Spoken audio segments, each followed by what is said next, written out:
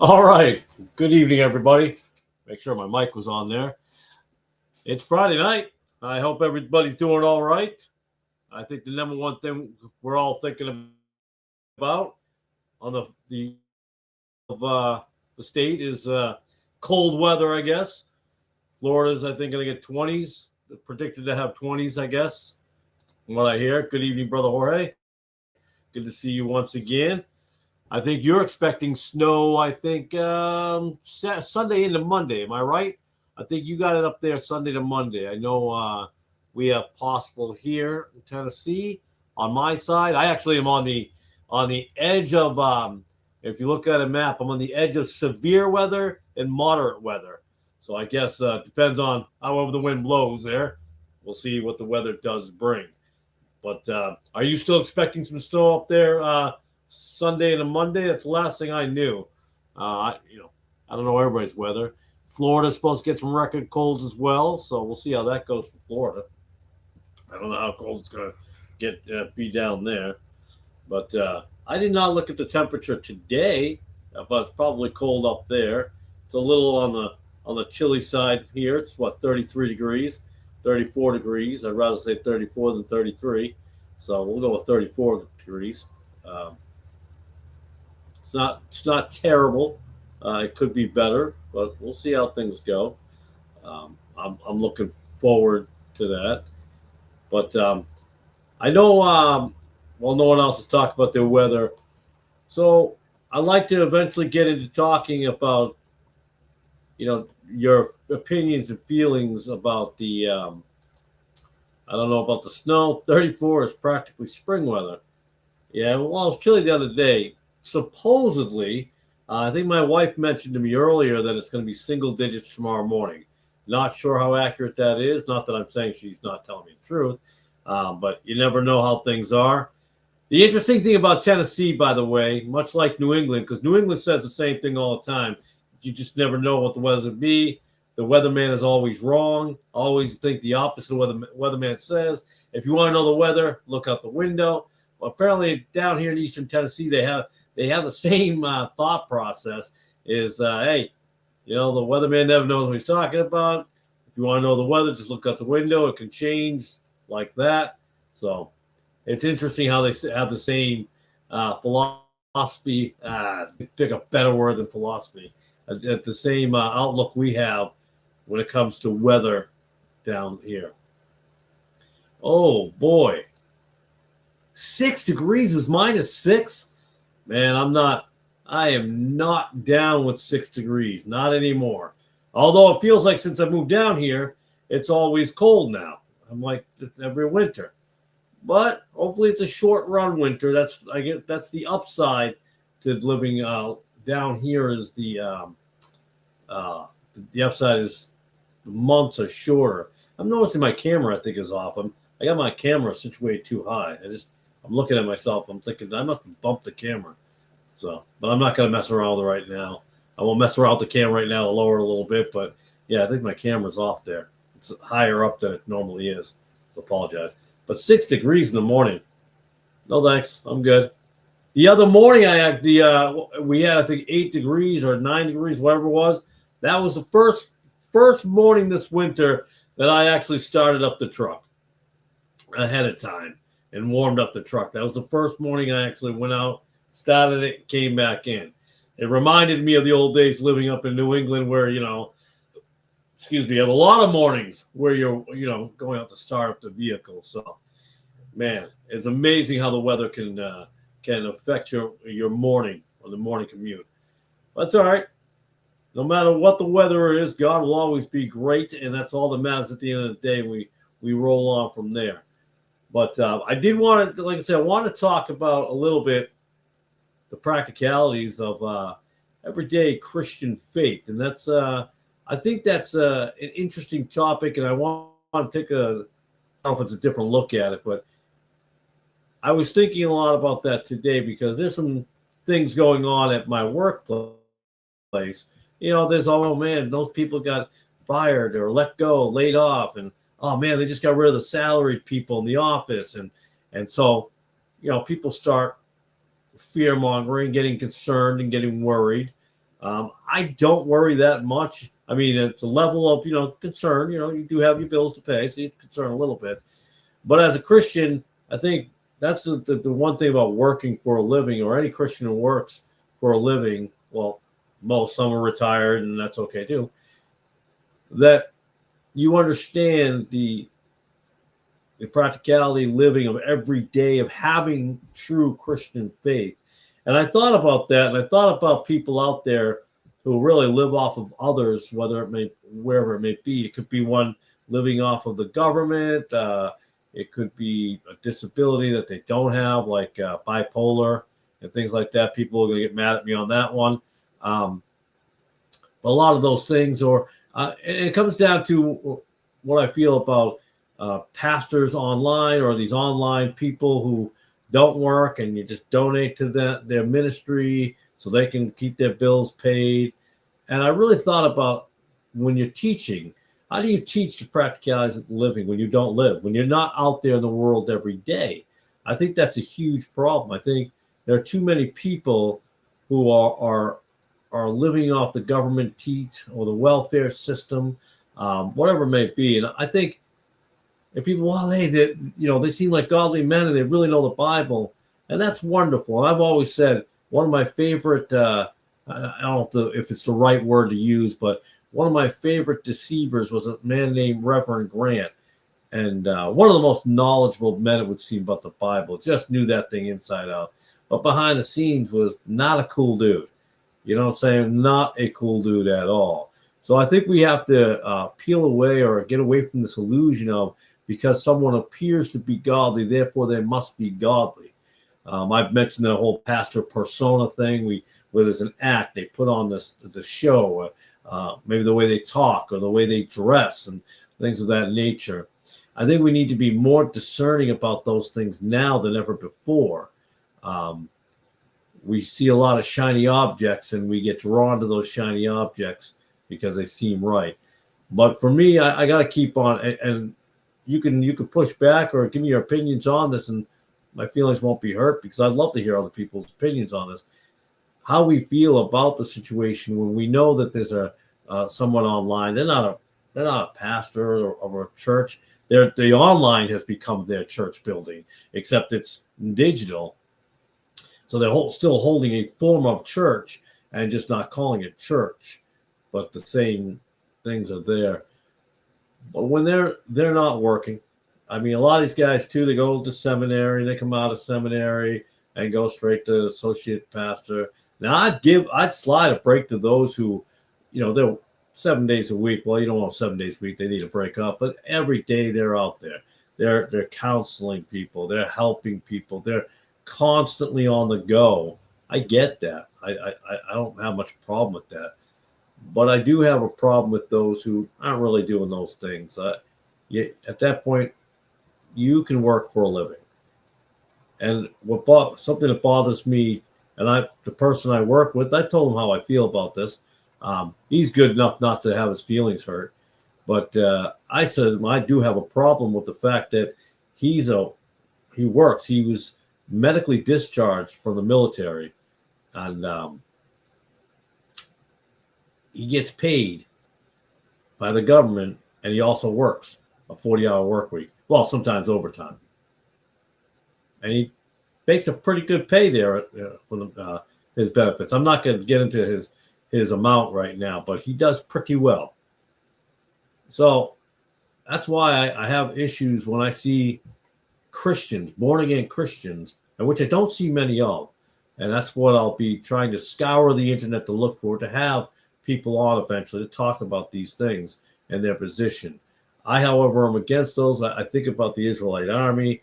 They weren't getting pension plans. That was more of a Roman Empire thing that was created during the Roman soldiers. And even then, they weren't getting that much of a pension. A lot of things we have today are very modern in this world.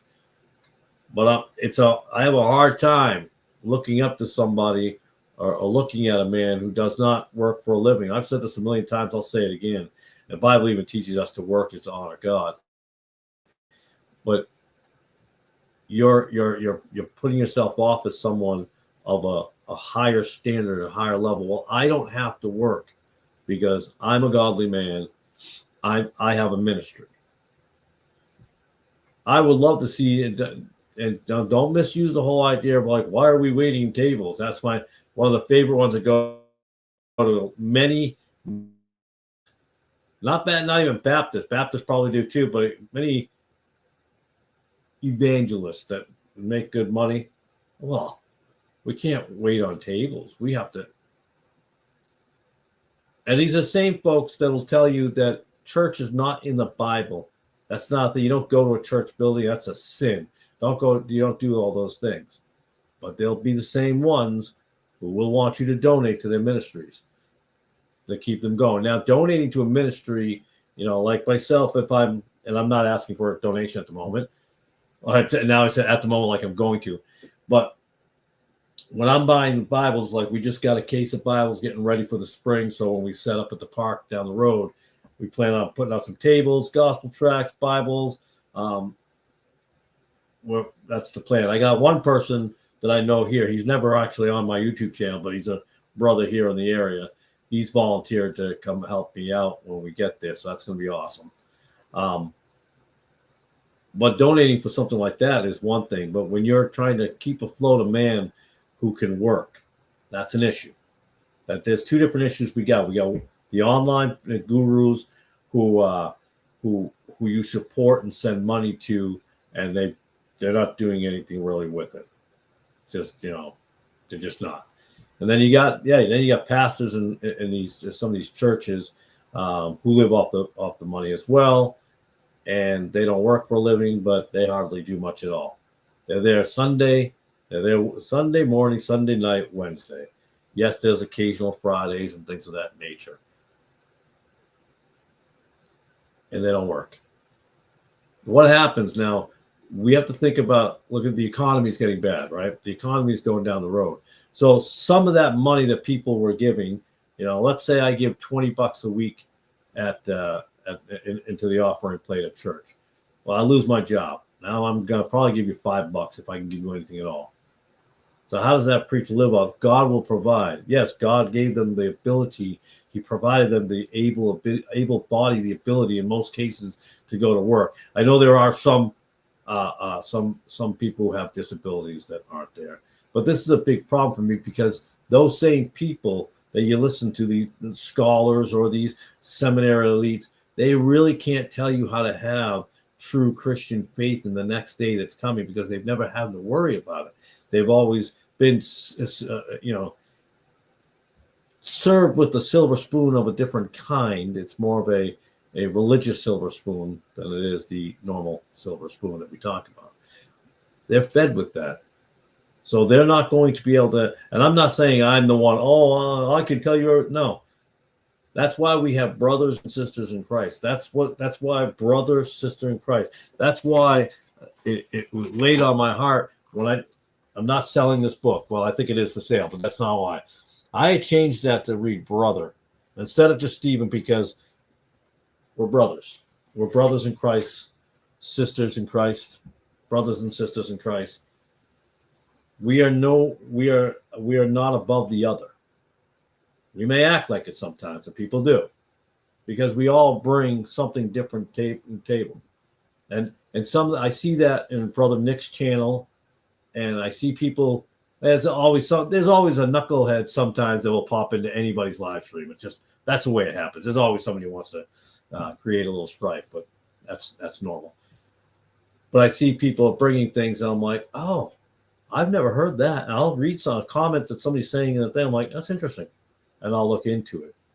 Things of that nature. Brother Calvin is here. Greetings, brother. And I hope your middle child who was sick last week is doing better, Brother Jorge. Has more to him than to anybody else. So I think that's important to be able to listen or talk with people, brothers and sisters in Christ, who have to have or do have that everyday Christian faith of living, because things get rough and we're tested each day. We don't have a silver spoon. We don't have a silver religious spoon. We don't have We don't have a congregation. We don't have YouTube money coming in. We don't have people of that nature that we get to take advantage of, and we shouldn't, by the way. And there's a lot of full-time ministries. Come on, give me a break. They're full-time, but they don't need as much money as you think they need. There's one on the West Coast that has a ministry, and he gets money from the military and the government. I got a guy up in Canada. He gets money from the government. I know another person who's in the South area. He gets money from the government. There's another guy up in the North. There's another guy in the Midwest I was just came across a couple months ago who gets money from the government, and he's a self-professed preacher online that needs donations coming in to keep his ministry going and to keep him afloat, to keep him, to pay his bills so he can keep on preaching. I think over time this has become, I've talked about it over and over again, but it bothers me more and more and more. Guys who come out of seminary straight into the churches and so forth, men of that nature, guys online with their pastor personas, they don't have to face actually having faith because people are willing to just give them money and have been some bamboozled, some are delusional because they think that who they're seeing on the screen is the real person they're seeing on screen. Unless you're giving to any ministry to help them provide Bibles, gospel tracts, whatever, in that fashion, for those reasons, yeah, donate. But to a man who doesn't work for a living and just he claims to have a full-time ministry anywhere, I don't care who it is, I got a problem with it. I really do. I mean, there are genuinely people who are night and day. There are guys who are traveling. They're over in different areas. They might be, I don't know, in Mexico, Brazil, India, Pakistan, Japan, Australia, whatever. I can't name every place around the world, but they're constantly doing those things. And I don't have a problem with that. I think that's an amazing thing. That's a young man's thing. Yeah, you help out. I don't have a problem with that. But it's these able-bodied men who sit when they could be working. To me, it's an issue. Now, secular people who suck off the welfare system and the government and all, yeah, I get that.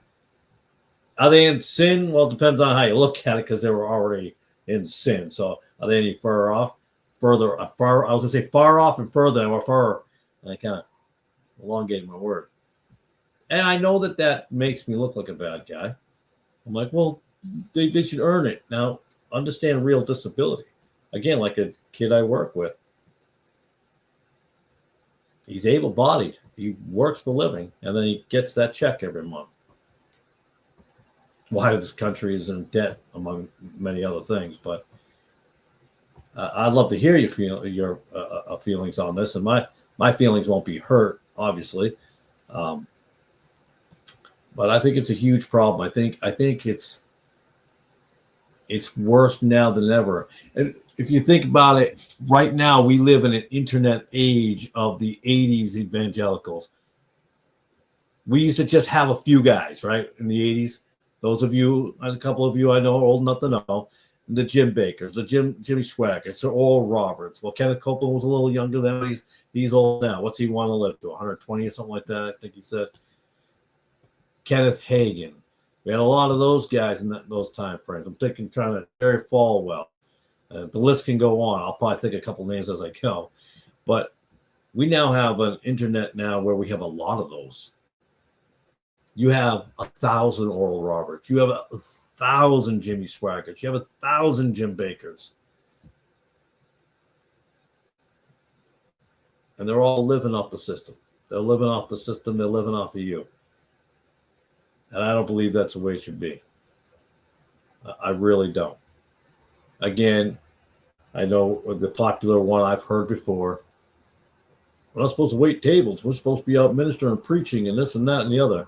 I think the one of the things that has to stop is we have to stop comparing ourselves to the apostles. We are not apostles. no matter what genius over there in Tennessee, I don't know if he lives here anymore. Was that Greg Locke? I have a theory on that, on something about his church, by the way. But Greg Locke, I don't. It's unfounded, but I'm just curious. It popped in my head. Greg Locke, who's now an apostle now. I think he was a Baptist preacher there over in Mount Juliet, Tennessee. Correct me if I'm wrong. Somebody can type it in. But now he's an apostle. That's not a thing. We're not in the age of apostles anymore. That's long since been gone. So we have to be very discerning. Like I said last week, I stopped following one gentleman. I stopped following another gentleman. I just didn't feel it was worth my time to invest in watching them. I mean, if they popped up, maybe, depending on the topic, but I don't have time to, I don't need to watch all those type of videos. Some people do for other reasons. Like Brother Nick watches a lot of these guys, and just to break down how wrong they are, basically, or what they're teaching. And that's nothing wrong with that. But that's not my, that's pretty much not my forte. That's not my thing. I don't, that's not what I do. But yeah, we are living in the times. We are living in the internet 80s evangelical time frame. What does Ezekiel tell us, or Ecclesiastes? What does it tell us? It says there's nothing new under the sun. We're paraphrasing as well, and there's not. It keeps on rehashing. These ideas keep rehashing, like the flat Earth thing, right? It was an old idea that was really put forth by the Catholic Church. And then they get New Agers who came in, Utopian Society, who now pushed it in again. You have communists who support it. You have atheists support it. You have Catholics that support the flat Earth. I'm not trying to have a flat Earth discussion. I'm just saying these things keep coming back and coming back and coming back, so that they don't go away. It doesn't change. Like I said, I have faith in my job because I'm not worried about it. Whatever happens, happens. God's going to see it through. It doesn't mean it doesn't mean to sit on our laurels and become one of them bonbon Christians, just sitting there eating our bonbons on the couch and like, I'll just wait here. God will take care of everything. No, you have to do something. You have to make an effort. God's not going to bail you out of everything while you sit there and do nothing and be lazy. Be a sluggard. That ain't going to work. Maybe for a little time, in people's eyes, they won't maybe not notice it. If you're an able-bodied Christian man, you need to go to work. You need to stop the foolishness of believing you're higher than other people, that you're better than your brothers and sisters, that you have some sort of monopoly or some sort of niche or some. You've got the Bible faith. Listen, if you got 400 subscribers. I'm just using I don't know anybody with 400 subscribers, so I'm just using a random number. So no one thinks I'm going after a particular person. I'm just using that number.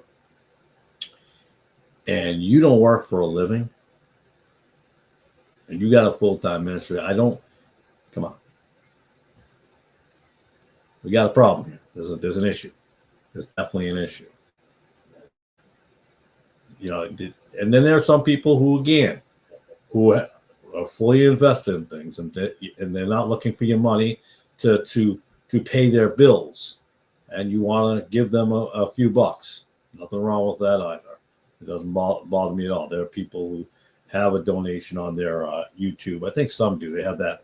I think it's a little money sign. It's like I don't have it, so I can't. But I'm pretty sure y'all might have seen it before. Is it like a little money sign on YouTube channels where you can click on it and pay them or send them money? I don't have that on mine, so I'm pretty sure that once existed. I'd have to, before I talked about it, I should have checked to see if it still exists. It used to be a thing. Cash App. Cash App. Which leads us into our joke. Hey, everybody should get tithing, or not tithing, Tithely. That's it. The Tithely app. So everyone can. I don't have Cash App, though. I don't have Cash App. I don't have Tithely. I don't have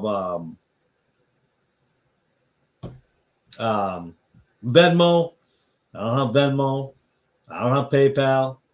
I'm trying to think of other online app things. That's it, right? Venmo, Cash App, PayPal.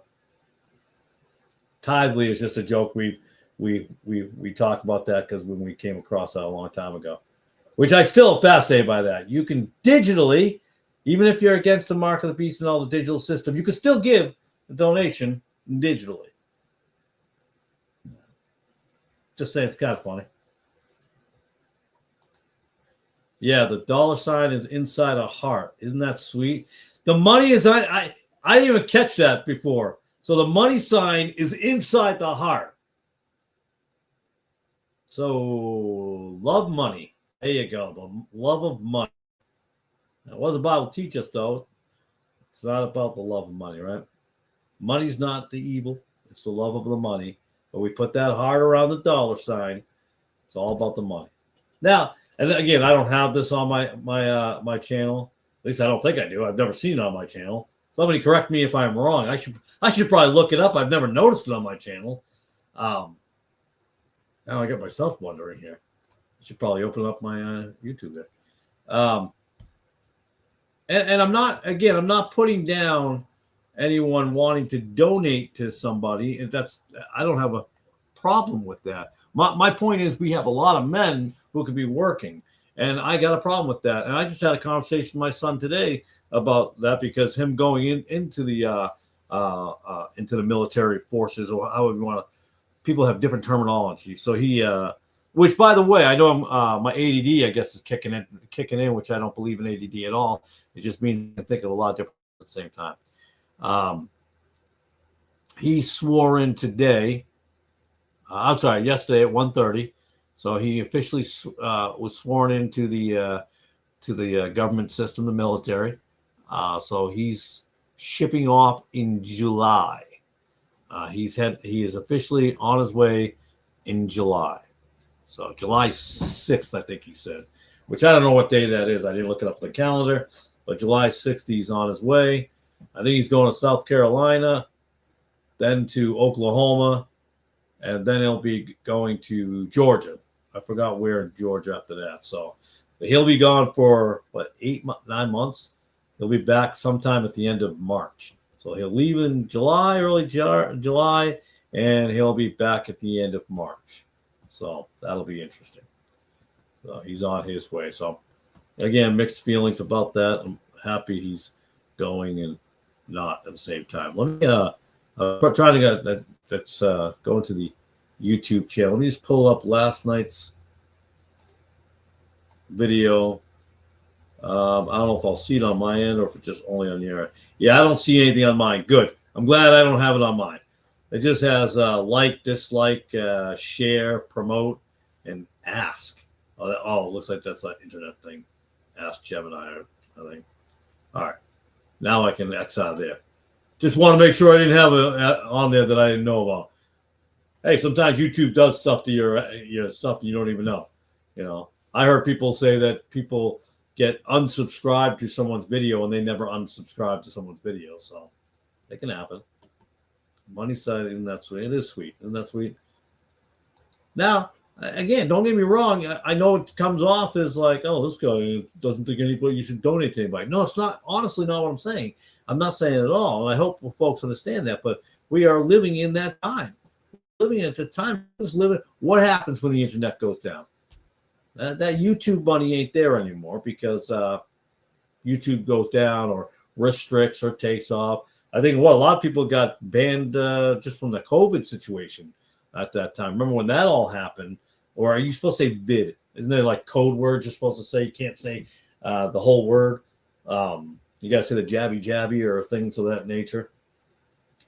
But a lot of people I know I had a couple videos taken down. I got in trouble. But I didn't say anything wrong. But that's the way it was. But we can be there again. It's just a matter of time.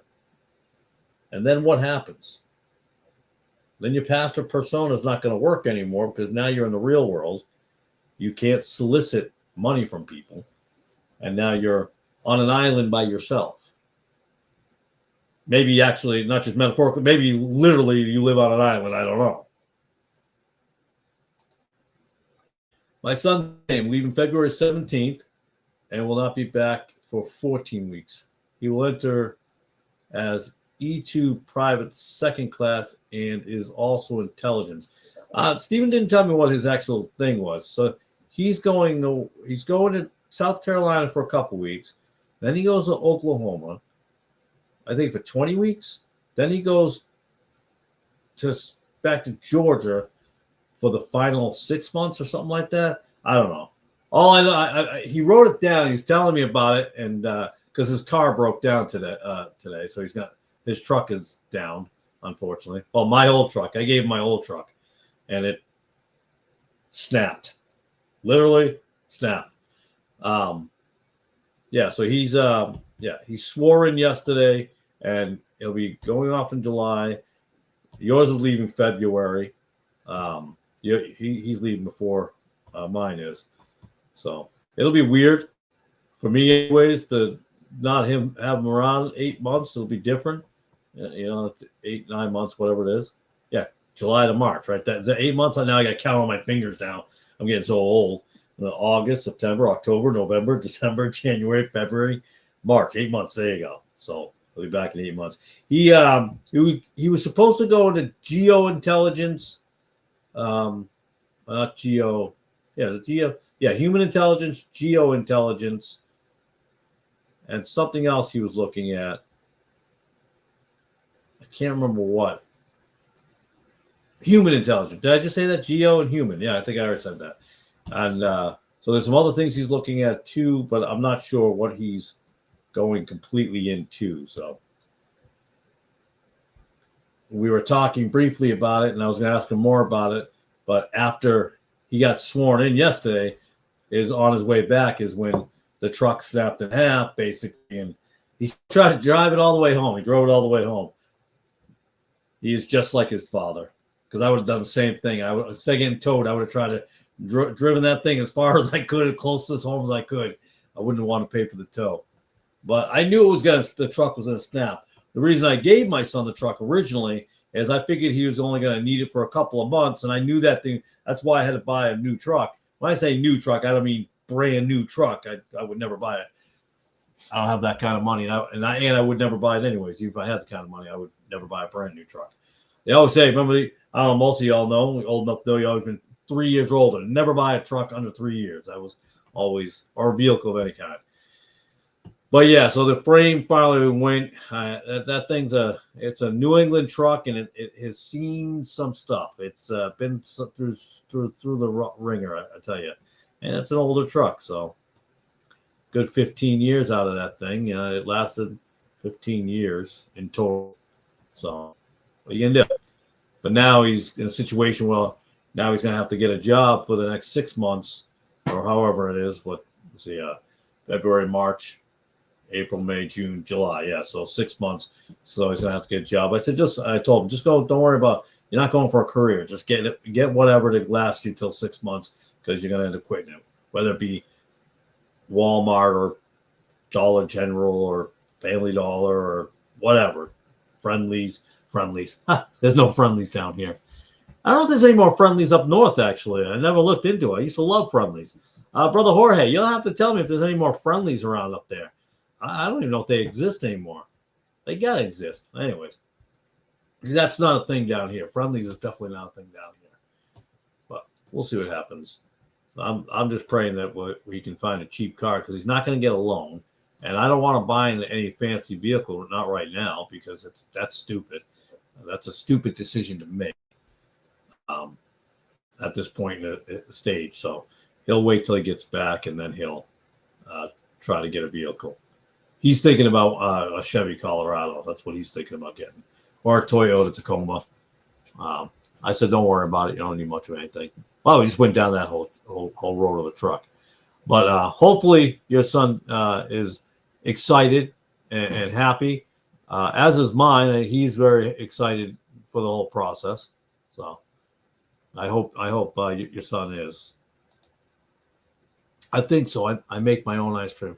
Yeah, my wife used to make her own ice cream for a while. We don't make it as often, but she used to make homemade here. It's like, was it ice, sugar, powder, or something? I can't remember. We also use ancient grains as well when we make. When I say we make bread, I mean she makes bread. I always say a we. There's no we involved. She does all the work of making breads and stuff like that. So she uses different things. Uh, Special was it spelt, uh, hard red wheat, hard white wheat. I like the Tacomas a lot. Yeah, I never really could. I don't know Toyotas. I don't know. I just never could really. I don't know. I couldn't get on board with Toyota. So what truck brand I didn't have? I had Dodge, I had Ford, I had Chevy, and I had GMC. Milk, a little cream, sugar. There you go. That's what it is. I know what she has. I have a 98 Silverado as my backup vehicle, and it still runs great. Yeah, I like the Silverado. I had a 92. I had a 92 Chevy Silverado once. That was my backup vehicle as well. It was my winter vehicle. I had a Ford Mustang. I had what year was that? It wasn't a classic. It was I want to say it was a 2000. It was a 2000 Ford Mustang, and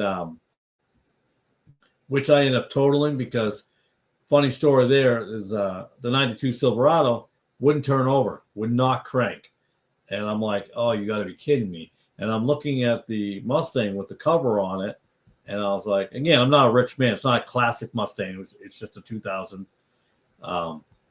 It would not turn over. So I took the Mustang to work. I was going over what we call the mountain from Palmer, Three Rivers into Wilbraham. If you ever look on that on the map, there's a it's a mountain hill, I guess, but goes over. I hit black ice like it reminded me of like a NASCAR. I hit the black ice, it hit the stone wall.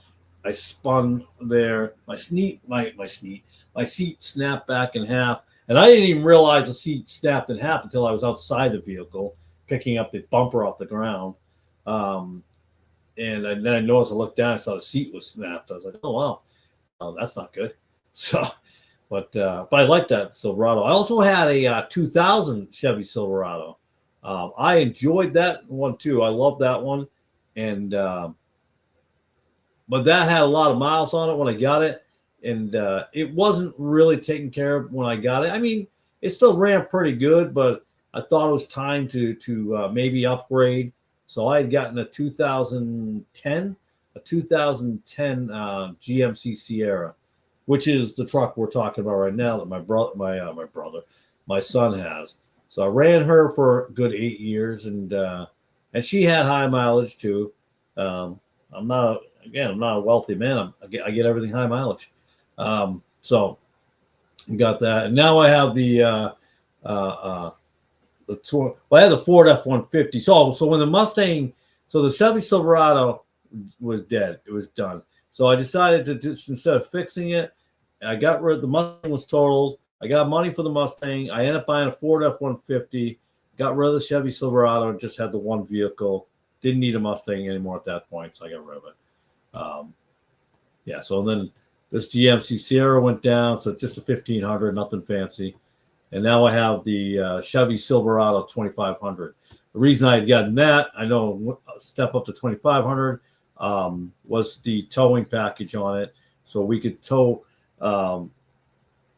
When I had to I was looking at when I had to pick up loads of wood chips or soil and stuff like that, and getting a trail camper and just a utility trailer to get things back and forth, being that we like to grow all our own food here, so we load that up.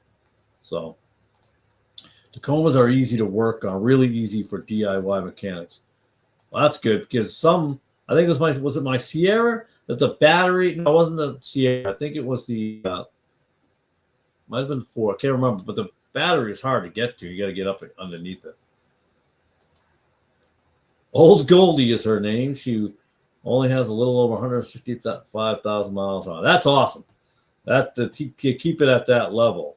I was just telling my son to make a deal with the mechanic down the road. He has a few vehicles out on his front lawn there where we've had work done. Great, honest guy. He's supposedly a Christian, but I think he's more of a kind of mainstream Christian, but good guy. Very good prices. Because I just put a year and a half ago, 2 years maybe. I put a new used engine and transmission with 68,000 miles on it. So I told him, why don't you make a deal with go down, see what he'll do with the vehicles out on the front lawn he's got there, and see if he'll maybe make a deal with that engine, trade him the engine, get a couple bucks off the vehicle, depending on what he's asking for it. So we'll see what happens there. I still think you would look like a genius with a plow on that truck. Yeah, getting into those batteries is silly on American Beauty. Yeah, get a plow on that. Yeah, down here. I made the joke one time to my brother a long time ago. He says, if I ever moved south, maybe I'll open up my own little taxi business, because down south everybody rolls up the carpets, or not rolls up the carpets, but stays inside and nobody goes to work because of snow.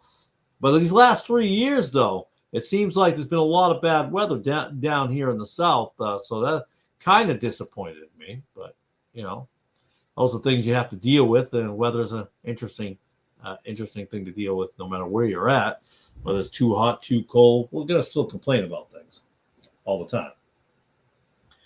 But, yeah, I have faith that everything will work out with my son with the vehicle. We'll get something just cheap and just to get by these next 6 months, and he's going to be gone anyway, so nothing to worry about there. And he can worry about it when he gets back, which won't be a worry at all. Just I'm not concerned about it. Like, again, it goes back to what I was talking about earlier about, worrying about my job and this and that. Will there be layoffs? And people are being let go like crazy. A lot of salary people. And I told people, I'm not concerned about it. I may be let go, or I may not be let go. Who knows? Who knows? I'm not worried about it. I'm not worried about my raiment for tomorrow, what I'm going to wear. I don't worry about how I'm going to eat, but I do and I don't. It's just, I'm not concerned about it. I have faith that all things will work out, whether I'm still here or not still here. Who knows? Sometimes we worry about nothing. I was planning on staying here until 2027, and that's when I had hoped to be in a situation to buy the box truck and a truck and be back on the road working for myself. But hey, that's up to God. If he opens the doors, so be it. If not, then that's the way it is. But I'm not concerned. And it's a nice feeling not to be concerned, because when you have faith, you have faith. And that goes back to, again, what I was saying earlier. A lot of these guys don't have to have faith. They don't have to have everyday faith. They don't have to worry about it. They tell you as a Christian, like, oh, have faith in God, when they don't ever have to be put in a position to have that faith. So please spare me your lectures on how to have faith if you've never been in a situation where you had to worry about having it. You had to worry about what's going to happen next week you eat. You're wondering if you're going to have a child who dies in a hospital or dies as a drunk somewhere. You never have to worry about that, because you've been spoon-fed. And the spoon-fed religious people in this world just kind of annoy me. At the end of the day, they annoy me. They have not ever had a real struggle, but they're going to teach you what struggle is, how to overcome this struggle. Well, let me tell you, go through it first, because, yeah, and people go, well, they're teaching you from the Bible. Yeah, that's a beautiful thing. But now, show them how it's done. Give them real-life examples that you've seen this happen, or you've been through yourself. It goes back to what I've said before. You're 25 years old, 30 years old, whatever. You just had your first kid. They're not even a year old. They're maybe 5 months old. Maybe they're a year old. Maybe they're a year and a half. And you're going, let me tell you how to raise children. And there's somebody out there with 5 kids going, are you serious? Are you really going to tell me how to raise children? Seriously? Follow these biblical examples and everything will work out. Call me back when you raised them and tell me how it worked out for you. And I hope it works out great. But my point is, I'm not wishing it to negativity to happen to their children. But my point simply is, come back and talk to me afterwards and tell me and preach and give a sermon on how you raised your 25-year-old, your 22-year-old, your 18-year-old, your 30-year-old. Then talk to me. Until then, no. Don't preach about being self-sufficient. Don't preach about being self-sufficient, relying on God only, and not being a victim of society or being woke. Well, you may be taking money from the government to supplement your income when you wouldn't have to. Now, I'm not talking about people who do fall in hard times. I wish we could go back to a time when we actually helped each other, and that's how it was. Even in a secular world, neighbors helped neighbors, so to speak. That was a thing. That was a thing. The Bible taught to take care of your kin, or actually take care of your family, and take care of your elders. And the South did grow up on that idea of things, and certain cultures do too. But that's gone too. That's missing. It's amazing. So and that's why I always think that preachers, if you're gonna go to a church with a pastor or a preacher, they should be older. I'd even say, because I'm over 50, I'm gonna say over 60. Because I don't want to make it look like I'm saying that I'm the one that qualified. Live a good life. Raise children. Make mistakes. Go through it all. You wouldn't ask for financial advice from somebody who doesn't have a penny to their name. Wouldn't make sense. I might have mentioned this before, but my mother always told me, be careful what you pray for. Yeah, I prayed for patience in a time when it was lacking, and boy, oh boy, did God ever give it to me. And again, prayer and supplication. Prayer is big time. Yeah. And I'll speak for myself. I don't pray enough. I mean, I think we should all look at it. I don't care how many times you do pray. I think the moment you think that you pray enough, you haven't prayed enough. And I am guilty. I'm guilty of not praying enough. I don't think I pray enough at all. And that would probably be my weakness, is that I don't take as much time. I do periodically throughout the day. There are different points in the day that I'll take a few moments, but I still don't think I pray enough. I don't. But that's why I think that's the importance of true brothers and sisters in Christ who are able to talk to one another, to exhort one another. There are some people, like I said before, who only want to rebuke, who only want to tear down. I'm not saying kumbaya at all. I'm not saying that at all. That's not the emphasis I'm making here, but that seems to be their sole mission, and to either subtly or not so subtly elevate themselves into a position of made up authority, of their own belief, of their own desire. It's about them. It's about how they look. That's not what we do. That is not what we do. One of the things about, even I go back to leadership in general, whether you be coaching or whether you're a supervisor or team leads or anything like that, you lead by example and you give other people credit. You lift everyone else up. You don't say things like, I came up with an idea, I did this. No. The team came up with an idea. We came up with an idea. But there's no more we's anymore. And that secular philosophy has spilled over into even Christians and their lives. It's about them, how good they are. And the lifting up of others is gone.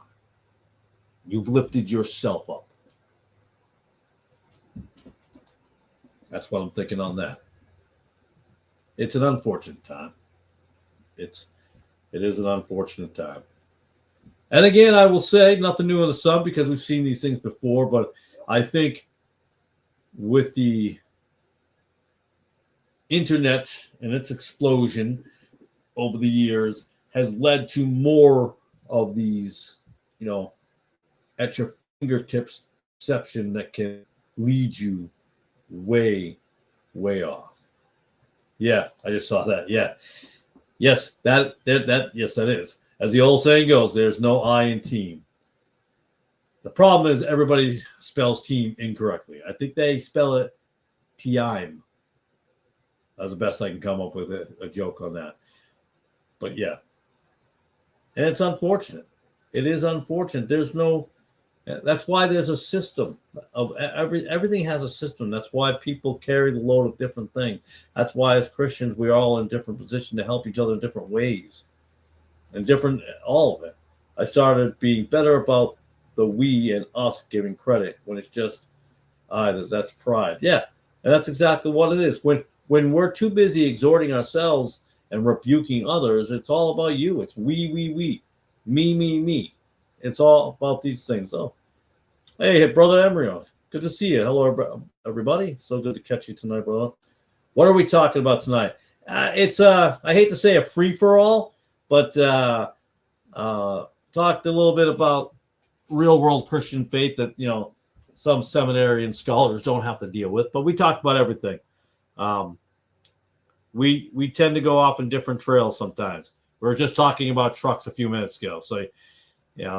That's the beauty of this Friday Night Fellowship. I start out with the topic, and we may not stay on it. Nick is a much more disciplined of staying pretty much on the topic than I am. Although he has rabbit trails too, but that's not bad. Well, yeah, we are again. We're living in that time frame. We are living in a time frame that. There's no one having to, when they have the YouTube channels and they have all this and doing these things, they no longer have to worry about having actual Christian faith and really putting that into play in their life, because they don't have to worry about the paychecks. They don't have to worry about feeding their children because they're getting money from either a congregation and they do nothing. They sit there in their ivory towers, as the old saying goes, and the pastor personas on the internet, getting all those donations coming up when they are able-bodied. And that's why, and I was, again, going back to what I said earlier, I was very honest with that young man and told him that I was against the fact that he was collecting from the military. He served 3 years. He got discharged, and he gets to collect as much as he collects per month. And he didn't go anywhere. He was just in this country. He didn't, and I'm not saying he wouldn't have gone anywhere. I'm not knocking that, but the Israelite army didn't get a pension plan. You know what I mean? That wasn't a thing. And I'll say, okay, it's a little different if someone served in the military for 20 years.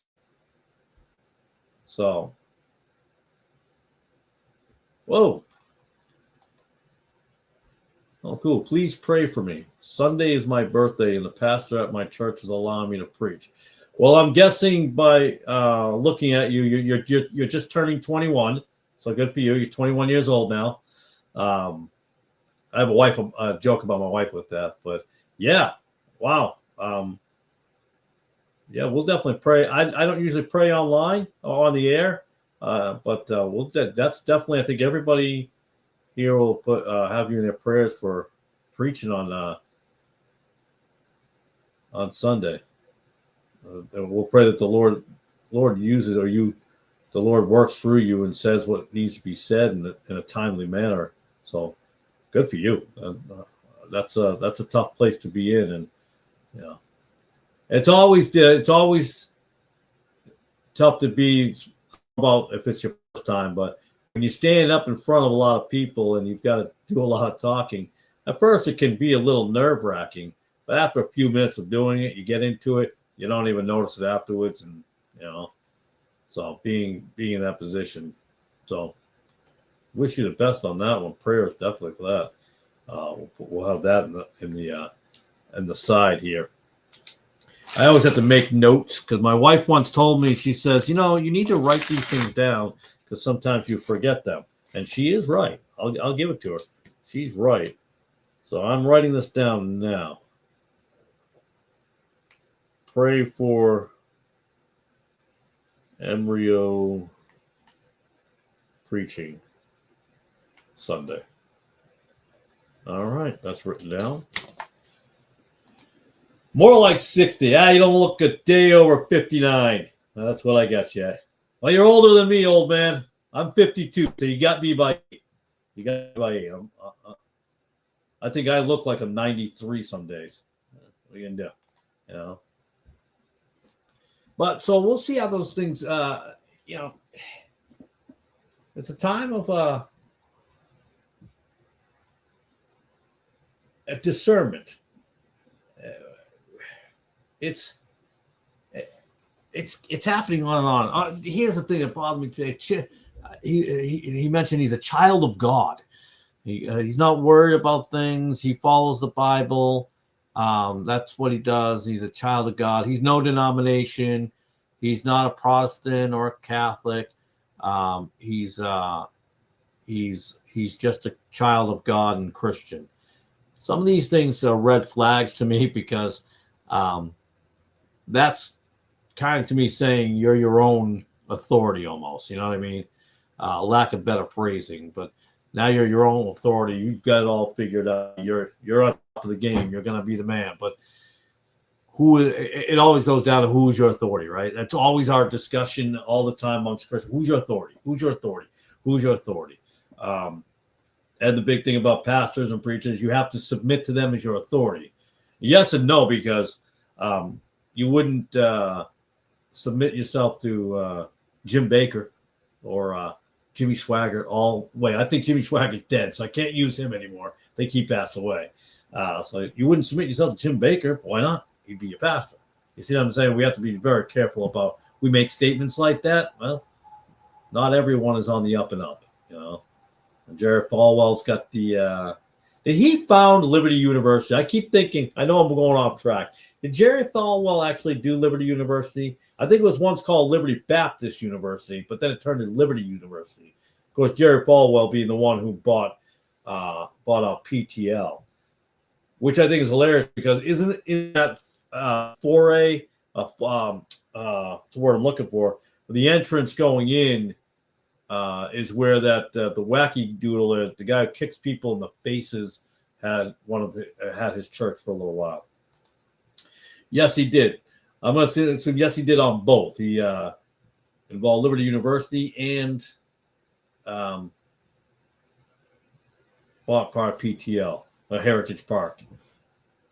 Boy, those were, I tell you, if you grew up in 80s Christianity, I don't know how to say it, but that was a lot of people talk about the culture then, like in the society, right? 80s was a decade. It was a crazy decade. It was this, that. It was Reagan. It was rock and roll. It was cocaine and all that kind of stuff. All these things. It was a crazy decade. But a lot of people don't realize it was a crazy decade for in the religious world with the Oral Roberts and all that stuff. Big time TV now. I mean, yeah, they started in the 70s and stuff like that, but 80s was huge. That was a huge time frame. 70s had, I don't know, Catholic Kuhlman, but the 80s were, I think, in both the secular world and the false religious world, crazy, crazy time. And I know for me, being a kid who grew up Pentecostal, I've said this before, so everybody knows I grew up in a Pentecostal church, the Assemblies of God, the Assemblies of Shame. But what a wild time that was. You had rock and roll music that was set to real rock and roll music you're listening. So you could listen to a band like what are the popular bands back then? I'm trying to think of like bands from the 80s, like hair bands, Motley Crue, the Def Leppards, and then you had on the outside you had the Striper and I think of Whiteheart and stuff like that. It was very, very interesting time. Although, yeah, it would start in the 70s too, because you had the Jesus movement, and that's a little. I think that, and let me just click that on here. Thanks. Try it. Oh, tried. You're talking to. It does seem like The adults are more like, yeah, with teens toward the older folks. So many are just unteachable today. They depend on scholars instead of the Holy Spirit. Yeah, and that's the thing. It's all about scholars and reading things. But again, I think we get into the poison wasn't given overnight. I probably used this analogy 1,000 times, and the other day I used it at work talking to this kid because he says he's a Christian, and I'm trying to get some things through to him. But you don't notice you're dying spiritually because it's just a little bit of poison at a time. And then one day you find yourself dead, not physically, but spiritually dead inside. And you're like, how did I get to where I was? I went to church and I did all this and I tithed and I offered and I was doing what the church was telling me to do, but none of it was biblical though. They went away from that and going to what you just said. They went away from scripture and its emotions and its feelings and its interpretation. That's another one. Well, this is the way I interpret it. It's not your interpretation that matters. You can interpret whatever you want. When you use your emotions and your feelings, you can interpret anything to sound the way you want it to sound. To me, it's a wild thought process that we do this. And even when it comes to scriptures, we're treating it like the buffet table, and we're taking out what we like in the buffet and leaving what we don't like, realizing, wait a minute, we're supposed to have it all. It's like my brother once said, he could just live off the New Testament. He doesn't need the Old Testament. And with that, I did tell him a long time ago, and I tell people now, the Old Testament is the foundation of the house, the New Testament of which you live in. Don't worry, those were not any signals or signs like he just had a Freemason sign. I'm just making a house, I'm just making a house. Calm down. Yeah, yes, absolutely. So the truth can only be interpreted as truth, right? I mean, I'm amazed at sometimes when something plainly reads something, and then someone else goes, "What that means is," I'm like, well, "What? Where did you get that?" It's like if I said, my dog is in the front yard. So what he's saying is there was an animal at one point in time that roamed the land. Like, what? No, what? No, that's not what I said. I literally told you my dog was in the front yard. Well, my interpretation of that, nope, not interested in interpretation. Not at all. What does the scripture say? Well, if I go to the NASB Study Bible, nope, you're already off already. Now you're man stuff getting thrown in now. And believe it or not, as I think some Christians underestimate their understanding and they psych themselves out, so to speak, and like, I don't know if I'm interpreting this right. Maybe I should go to my pastor. No, you probably read that scripture proper and it meant what it said. And then you weren't, well, someone greater than I can probably tell me the truth on this. Well, someone greater than you is the Holy Spirit. You have the scriptures in front of you. And we've talked about this before. And like, if you change the scriptures, yeah, you can interpret it. But it's that slow poison that slowly kills you over time. You just change a little at a time. At work, they're trying to restructure, right? But they're not going to restructure all at once. So it's these small implements, because if you do it all overnight, it won't work. It won't work. It's people are going to revolt and this and that. But if you just make these small changes, there's no pushback. There's no resistance. Just make these small changes, just small changes, and that's what they do with all the modern Bibles and translating. Just small changes, just small, just over time. I've talked about that with the series I'm doing now with Westcott and Hort, which I think some people are going to find fascinating when we get to the Catholic Bibles and the Westcott and Hort. That's when those scriptures match up. I think that's going to fascinate people, but fascinates me anyways. I believe it has to do with the modern Bible version movement. Well, my Bible says this, yeah. Or how do you understand this passage? Everything has become like relative. Yeah. So that channel, Standing for Truth. So I'm watching Standing for Truth a while back, and there was two guys. I remember one because I just found him very annoying. He's probably a good guy for all I know. But there was a Charles Charles's Layman Seminary or something of that nature. And so I'm following along with these, right? So I've got my Bibles. I got all the versions out, I picked a few different ones so I could follow along because I got to figure out which Bible they're in. So I would have to, like, a 2-hour debate took me 5 hours over time because I'm sitting, well, I don't know, it was 5 hours, but I'm stopping each one. I'm like, okay, which Bible is that? Okay, let's go through it. I'm like, okay, he's reading it from this one. All right. And I get he'll go to another point. He's in another Bible. And you're like, okay, now he's using a different Bible to make a point. You're making a point from every different Bible that doesn't match. I can't take because if you take what fits, you're just like the real world, you're just like the secular world, you're just like politics. You're choosing what fits the narrative for you in your argument. They don't argue against each other with the same Bible all the time. Only when it's convenient. So we're like, well, I'm going to use that one. That's good for my argument. I'm going to use that. I'm going to use my Confraternity Dewey text. I'm just looking up there at it. So I'm going to use that one for that argument. I'm going to use my NAB I'm going to use my Catechism Bible for that one. I'm going to use my Spirit-filled Bible for that one. My Net Bible for the other one. I don't know if I'm yelling. I don't mean to yell. But when you're using all of these Bibles, your argument is so convoluted. It's out of control because they don't match, except for one thing. They all omit the same thing. Remember that, and I'm not trying to push my Westcott videos, but that's one of the biggest common denominators you'll find is the wording can change all around it, right? It could be a the, change to an and no and, a the but, and all this kind of stuff. But the one thing that they always have in common, they're missing the same thing, or they've changed the same thing, the same word. That's the common denominator. That's not a mistake that you can use a 28th edition on one Bible and a 28th edition on another Bible and have different words, different sentence structure. The grammatical syntax is not exactly the same, but the same thing missing. That's not a mistake. That is on purpose.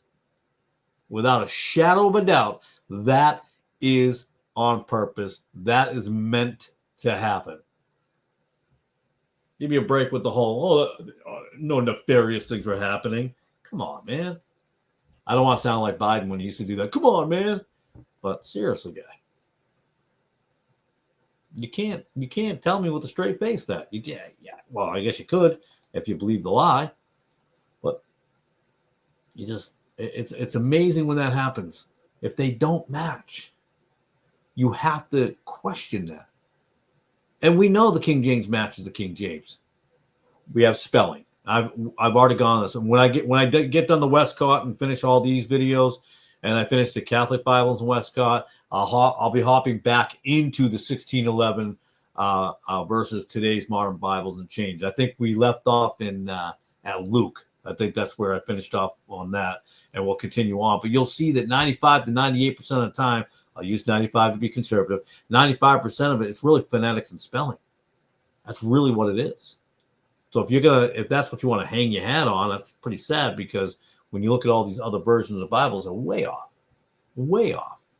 Again, old, O-L-D-E. Darkness was actually pronounced or spelled darkness, D-A-R-K-E-N.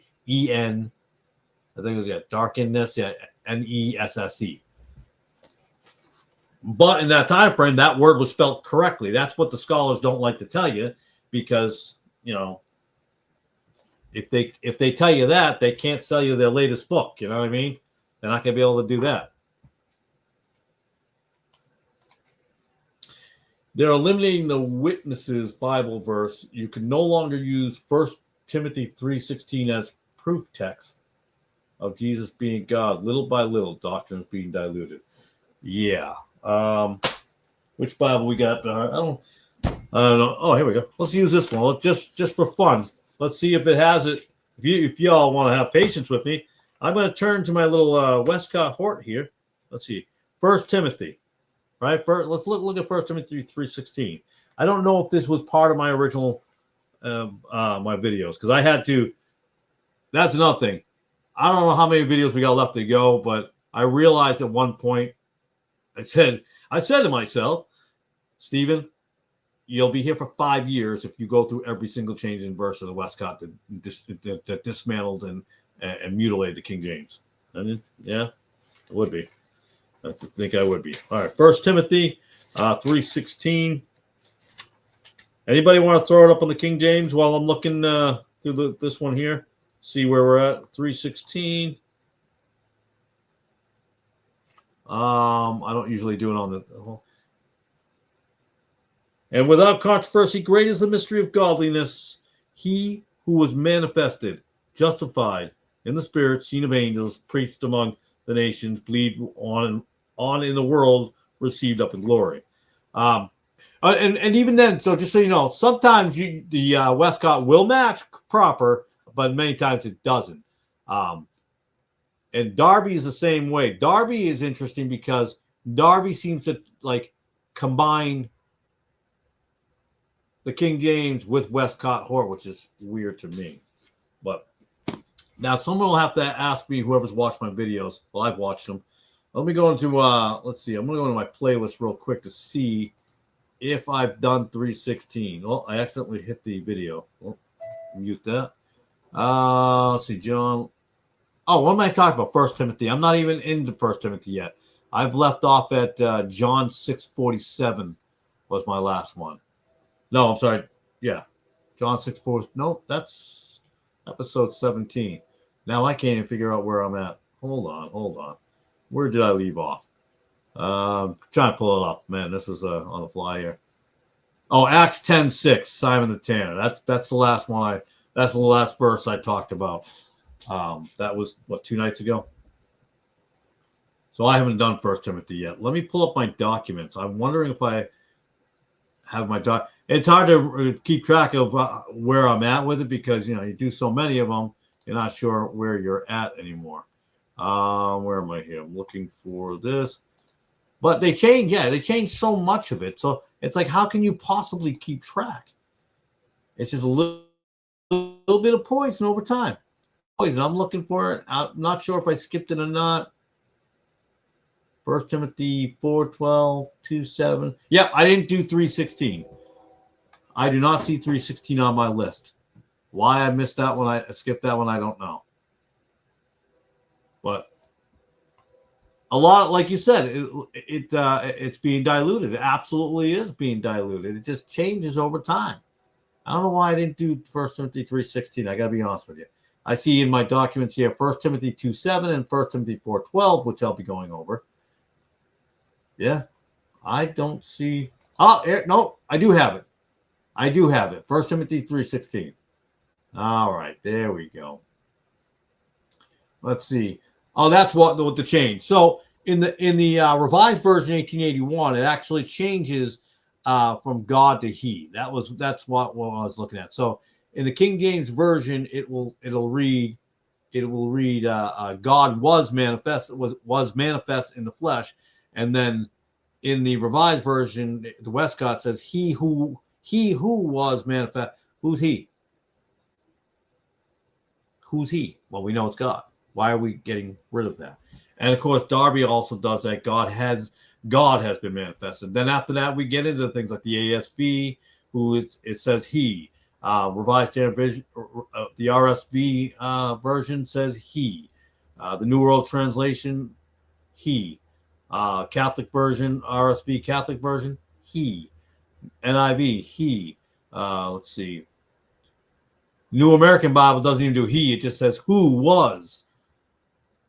New Jerusalem Bible, which is a Catholic Bible, he.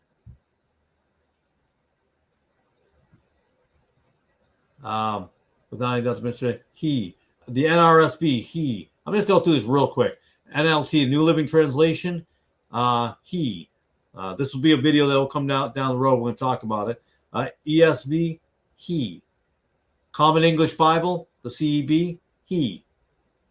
Christian Standard Bible, CSB, he was man. Takes away God. It eliminates God. Legacy Standard Bible, he. All right. Sorry. I kept on going through all those. I hate to say this, but born again KJB believing Christians have become outnumbered when it comes to online ministries, and thereby have deceived those who have not studied the issue of MBs versus KJB. Yeah, and I have to thank you, Brother Calvin, and Brother Jorge, because we talked about this a while back, and talking about how there's nothing. Well, I didn't know of anything that is going really showing it, and I think we have to, at least I'm going to do my part, inundate the system, overwhelm the system with these, and I don't usually tell people that you should share my videos, but if you can, go for it. But it's almost like we have to have this video of this every day, just to inundate people, just so that they know when they see the differences and they realize. So they get out of that whole deception, that whole lie. They're all basically the same. Yes, all modern Bibles are basically the same in one fashion, that they eliminate the same thing. They get rid of the blood. They get rid of the deity. They get rid of all that. God is only a he now. God got a pronoun. I'm surprised it's not a new Bible that calls him a he, she, or it, they, or whatever the pronouns get now. Although there is, I think, a Queen James Bible out there. I have not bought it. I'm not doing it. I refuse to do that. I don't have to put that in my collection or my library to go over those verses. Sorry. God was manifest in the flesh, indeed. Amen. So you take that away, and you are right. The fact that, and then here's my other thing about when you say the outnumbered, which yes, you're absolutely right, but you have some people who are like, I don't think are legit either. I think there are people who are deceiving others, and I think there are people who, well, to use a common phrase, wolves in sheep's clothing. I just they exist. Or then you got people who are acting all types of crazy, and they're what you see. I'm like, no, that does not represent the Westboro Baptist Church. Does not represent the vast majority of everyday Bible-believing Christians. King James, even Bible-believing Christians. Sola Scriptura. That does not represent. They don't represent. We are all. It doesn't represent Brother Calvin. It doesn't. Those nuts don't represent us. They don't. They always find those extremists. But maybe I will do 1,000 videos on just every scripture, how it changes. Well, I won't do 1,000, but you know what I mean. I can't wait to start on the Peshitta Bible, which, by the way, I was mentioning the fact that I picked this up last week. I finally got the George Lamb's translation from the Aramaic of the Peshitta. And I was going through a few verses earlier evening. I finally was able to look at a couple verses that I had done in here, and they actually they did match the King James, not the Westcott, which was interesting because that's supposedly from the Syriac Christianity text of 2nd, 3rd century. So God was manifest. We're all manifest. Mystery is that God was manifest. Yes, thank you, Amen. Have you seen the latest multi-parallel Bible? They are no longer using the KJV. It's being replaced with the. No, I haven't. I have not seen that. I have parallel Bibles in here. I have different ones, but which I like having sometimes. They're a little bit easier on some of the scriptures I'm looking for to match them up with other ones. But I don't know. I don't know which one you're referring to. So I'd have to look it up. I'll look it up now. Let's see. I'll just play the new multi.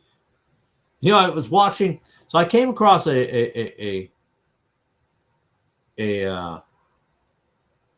cartoonish thing. It was I don't know if you guys have seen this. I can't remember what it is, but it's King James cartoonish looking thing. And it was a Bible. The New King James Bible was like a new sheriff in town. It's like an animation thing. I can't remember what it was, but it's kind of funny. It's because they were going over one of the words in the New King James Bible, which was more archaic and made no sense as opposed to the King James. Now, I brought it up, and I wish I remembered it now. I can't remember it, unfortunately. But, yes, I know exactly what you mean, Brother Steve. And amen. Emriel, the mystery is that God was man. Right, God. Oh, I missed that one. I'm sorry. Hey, Brother Chris. Good to see you this evening. Glad to have you aboard. I almost missed you there. I'm sorry. I apologize. Great to have you. Hope you're feeling well. Hope you're doing well. All right, so the new multi... I can't see the backspace. The new multi... Let's see. Parallel Bible. I just put that in. I don't know if that... Oh, that's a different one. Yeah, I'll have to figure out which one it is. NIV, KJV. I actually have that one. And they were pushing that New King James Bible in the early 80s, which is, interestingly enough, I was talking to my brother a long time ago. We don't talk that much. It's not that we don't get along. We just don't talk to him. Well, we didn't have some falling out or anything like that. We don't talk that much. Anyways, a while back we're talking, and he was saying that I didn't realize that our church was a King James. So the Assemblies of God was a King James church when I was a baby. And then it went in the late 70s, it went into the NIV. And of course, they tried to get them to turn to NKJV, from what my brother was telling me, but they didn't. They stayed with the NIV because they felt that was a better translation. Whoever they were, I don't know. And it wasn't Reverend Grant, because he was after that. It would have been Pastor Newhouse. He would have been the pastor at that time. So he had, I don't know why they thought that was a better version. But again, you got to remember they were going into that time of the 80s where the whole face of the church systems, whether it be Pentecostal, Baptist, it doesn't matter. A lot of that was changing in the 80s. They were really leaving a lot of those things. And I'm very firmly against the 80s Christian music. A lot of it, the Stripers and stuff like that. I think that was a formula. Now, I have a little bit different opinion on the music from the Jesus movement. First of all, I like acoustic guitar music, so I kind of like the style a little bit. But I think in that movement, take away the whole Lonnie Brisby thing. I think there are people in that movement where they were truly actually searching for truth. It was a time of that searching, and they were, and I think I think there were people who were truly, genuinely saved during that time frame. So when people just dismiss the whole Jesus movement, like no one got saved, we talked about this before. I think you can get saved in the most unlikely places. But the thing about being saved is not being saved. I'm sorry, getting saved, because we're not continuously being saved. Another verse change. But they were truly changing their lives, and I believe they left that movement and probably went to wherever they went and so forth. I think the 80s are a little different, because 80s music, Christian music, was purposely intended to tickle the ears of the youth and to sound like something. I think Jesus movement, people who came out of a system that sounded a certain way, and that's how they sounded, their style, and then they became Christians and saved. So some of it was that way. That's just my take on that. Could I be absolutely wrong? Sure. That's just my take. I think that's the difference between the CCM. I mean, obviously the Jesus movement was the forerunner of what the CCM and the Maranatha and stuff like that, which was Calvary Chapel. There's a lot of issues of its own. And then you get to Greg Laurie and all that, but I'm not going to go off the rabbit trail on that one. Hey, brother. Oh, that's a brother Christopher. So, yeah, that was an interesting time. And we did see that change. Now we're coming out of revivals, the tent revivals of the 50s and the 40s, and now we're entering the 60s. And By Design's not here this evening. I like when he pops in because he's also a little bit older, so he's got a great memory of things long. Was it By Design, Brother Calvin? We were talking about how secular television was turning itself into feminism in the 60s. And I would argue that it started in the late 50s, early 60s, before it really got going in the late 60s, but really poisoning the well. I think halfway through, if not midway through Andy Griffith's show, you could see some of that. Honeymooners were interesting. Highway Patrol, there was not any feminism in Highway Patrol. I will say that. That was an old show that still stuck with a certain formula, but things were, changing at that point, and we know that the 50s were a push there, and 60s was coming in, and that really just kind of just skyrocketed that whole thing. Then obviously you have the Vatican Council too that happens. A lot of things were happening in the 60s. Really a big push there, but the church was changing at that point. And the downside of not just the Jesus movement of the 70s, but the atmosphere and the culture and society that leaked into the churches. Now, we felt we had to keep kids, and I'm a kid who was kept in the church because, oh, you have rock music like I hear at school. Awesome, So but I didn't learn anything, and that was the thing. There was nothing taught. There was no, go to Friday youth group, and I learned nothing in Friday youth group. I have a father who was a Christian, supposedly, never taught me Bible. So there was a time frame of it was just whatever to get you in the seats, man. It was just to get you into the seats in church on Sunday. And they went away from truth. It was, we called it a light show back then. A lot of adults would have called it a show, a theater. Man, the 80s theater doesn't compare to what we see nowadays. You got people kicking Bibles across the stages. I do watch some of the charismatic stuff because it blows my mind. And I think back to how bad the 80s were. And the 80s look just tame, except for Benny Hinn. Benny Hinn will always be crazy, but it looked tame to what you see now. The wildness is just insanity, out of control. It's just, but to think of the 80s, and I think the 80s, yeah, that was could you go back to Dowd? Yeah, but I would say the 80s is really that the catalyst of what we see for charismaticness now, in my opinion. The charismatic stuff we see now with the Bethels and the Bill Johnsons, the Catherine Cricks, I can't even think of, was it a new scandal about some guy named Sean Bowles? Sheesh, I can't even think of all the names. Then you get that whole Daystar Network thing.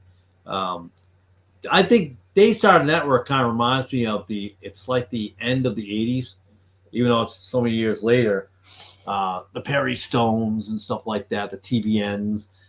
It's at the end of that, Yeah, Dowie, Alexander Dowie. The 80s. Yeah, the 80s. What a time. But, and that's we have a different version of it now. It's just, it's quite crazy. I mean, you wouldn't think you live in a time like this, and part of you looks around, you can't believe what you're seeing. And part of you looks around and goes, I can't believe I lived to see it. And I knew the Bible said these bad things were going to happen, but to actually see it, bad things are going to happen, and they're coming down the line. But when you actually see it, you're like, whoa, that's wild. And and I think the biggest deception is in the church buildings. I'm not putting down every church building. Don't get me wrong. I take a much different view or opinion of churches today, now being on both sides of that fence of being the growing up to church and going every day, told you had to be on Sunday or you're pretty much going to hell style of things, to walking away going, it's all corrupt. Everything about it corrupt. There's nothing redeemable about any of it. And so, in dealing or knowing people now on both sides of the fence, I've said this before, that is more common than they think there is. That both sides are getting each other a little wrong now, being on both sides of it. The Second Vatican Council gave rise to the ecumenical movement, as did the ECT. Yes, absolutely. So the interesting thing about the Catholic Church today, I find, I don't know if you guys know about Sedevacantists or Sedevacantism. It is what Mel Gibson is. When they say he's a Catholic, he's not today's Catholic. Neither is Jim Caviezel, if that's his name, if I can remember, the guy who played in The Passion of Christ. Yes, that's a whole other story by itself. But these guys are pre-1960s Catholic. There is no Pope right now sitting up. That's not the real Pope. The danger of the Sedevacantists is, and then you got the Opus, that those are fun guys too. But the danger, I think, of them, and I remember coming across this channel, and I still watch it time to time. It's a Vatican, it's a Sedevacantist guy. I think it's called Vatican Catholic or something like that. I forget what the name is. I find it very fascinating to learn from some of their experts of how they look at things and digging into it. Obviously, they're against the Pope. Clearly, today's Pope is the Antichrist to them. But they want to go back to the old ways of things in the Catholic Church. But I always wonder, I'm like, what old ways are you referring to? Because if you really want to go old ways, then that means you're going to have to kill me like the Muslims did in Islam. If I don't convert, you know what I'm saying? So the Sedevacantists are much like some of us who say, in the way when they say that it's an ecumenical church, and the Sedevacantists will tell you straight to your face that you're going to hell if you don't convert to Catholicism. Now, today's Catholic Church won't say that, though, because we're all coexisting till we don't exist. Earlier this week, a ministry came up in my feed. It was a man who had switched to the KJV and gave 5 reasons why. So I subbed. Needless to say, many of his MV preferred folks came in and started. Many of his modern version preferred folks. So he had people who came in on the comments just saying, I wonder if I know who it is. I've maybe seen him. Oh, speaking of I kept my mouth shut. I could have made 1,000 comments, but I think you and Emryo pointed this out about that Dan McClellan guy. Give me a break. You're wearing your Batman shirt. You're wearing a Thor. And if you know about Thor, it was a whole mystical, it was a doctor who went to this cave in Norway. By the way, a cave in Norway. That was the first one that stuck out to me, cave. Here we are again with the cave. That's an interesting parallel of things. And then you got all these mystical, magical powers. Anyone who is, I don't care if you think they're right on the scriptures and they're holding a King James Bible or any other Bible, you are literally worshiping gods when you have them on your wall behind you. I know this is going to get me pushed back. I'm not trying to be a jerk here. I'm not trying to be mean, but seriously, are you really going to wear Batman shirts? Superman shirts, Thor, Iron Man, Captain America. Captain America was created out of what? A drug test or a drugging and change you? I'm like, what in the world? That is part of the old and into the new. You shouldn't have those. Even if you have these little figurines behind you, that is also it's like a worshiping little gods. It reminds me of the of Pan at the cave on at the Caesarea Philippi, where obviously that was where they stood on the rock and the gates of hell were coming out. Little statues they were put up, these little gods. Just what it reminds me of. He's a Mormon whose God is from the planet. Is that what you guys were talking about? I didn't know. I caught the Kolob thing, and I didn't know what was going on with that whole thing. I was like, what in the world? And I think we were the Mormons, and I was actually talking about Mormons yesterday, and how I thought it was hilarious that Mitt Romney was marching the Black Lives Matter parade a long time ago. And I'm thinking to myself, do any of you realize that He is completely against black people, or at least the Mormons were back then. I mean, my goodness, that's why we have black people, the fallen angels of the, or the ones who decided to leave with, Satan, the brother of Jesus, and all that craziness. And do you have you guys saw years ago? I saw the cartoon, actual teaching cartoon. Jesus is knocking on the door like it's a really bad movie and going into have relations with Mary. I'm like, what blasphemy! What blasphemy! Do you practice a house church fellowship? Just asking, like first century Christians. That's what we will be doing. That was our plan here originally. Now I do. Right now we are kind of going to a church here. I haven't been in 3 weeks to this particular church. They're supposedly AB 1611. I think he is a Ruckman follower, or of that nature, a Ruckmanishite, because as I've learned more about Ruckman, he does the whiteboard drawings in there. So he's got that mannerism. So I'm wondering if he's a Ruckman guy. We'll see. It's a Baptist. It's right on the thing. It's like AV 1611. It's the first church I've ever seen that said AV 1611. So we go to that. We've been going to that one periodically. Although some Sundays I can't, unfortunately, because of the job I have. Every so often on Sundays we have to work, and hopefully that goes away. I'll be looking at other jobs eventually that doesn't require that, because when I took the job, they never mentioned anything about working on Sundays or anything like that. So I already committed to the job, not to walk on the job. Oh, that was to you. I'm sorry. I thought that question was to me. It was to you, Tried. I apologize. But yeah, so my wife and I have already talked about that, doing it here. That was a plan that we had. Again, I'm not opposed to a small church building, a fellowship that is accurate and is on the money. That's important to me. There are certain, I guess it's harder for me because I think our criterias are a lot more strict of what we're looking for. And I think we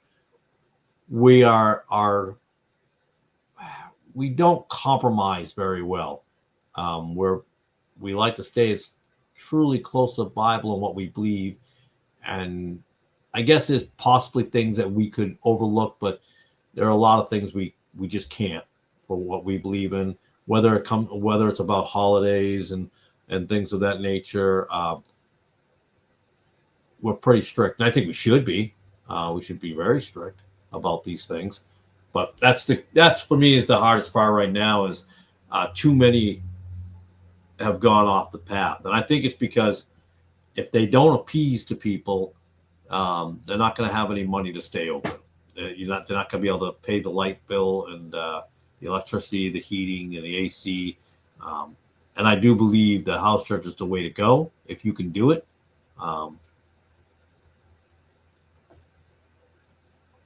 So, very white religion. Huh? Oh, Mormons. I was like, what was that? I didn't get that one. Yeah, white. Even their undergarments. That whole silliness. Okay, it was for me. Okay. But you answered in your part too. Okay. So, like I said, I'm. It's not to be strict to get out of going somewhere. It's that we need to be strict. I mean, we need to have. I remember when we were at one in the day, and they were okay. The people were decent and they were nice and stuff of that nature. But as soon as they were doing an Easter egg hunt at church, yeah, I was done. I was out at that point. I was out. I'm like, you can't do Easter egg hunt at church. I saw that video. Be a Good Berean channel. That is the name of the channel, I'm guessing. So, you know what? I'm just gonna pull it up and put it off to the side for now. Where am I here? Just so I have it. Let's see. I just clicked the wrong thing. I'm guessing this is the guy who was talking about Kolob, B.A. Oops. Berean.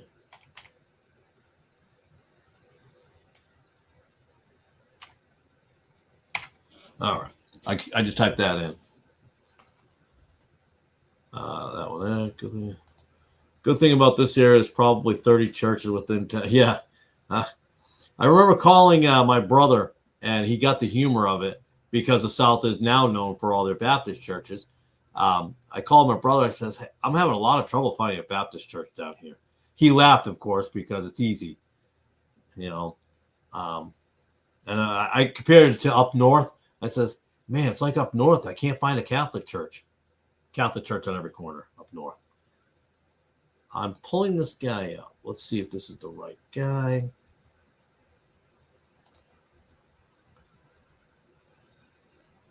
I don't usually like to share my screen too much, but let me just see if I can actually share the screen.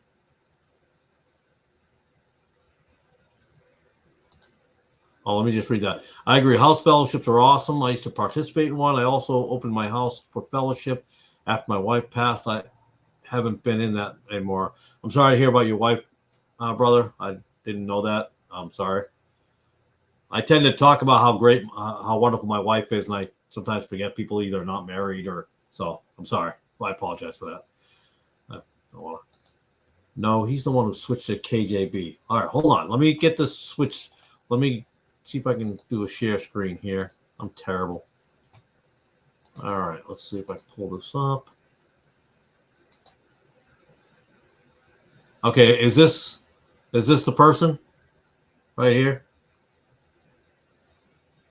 I see textual variants. I was wrong. What's this about? Head coverings.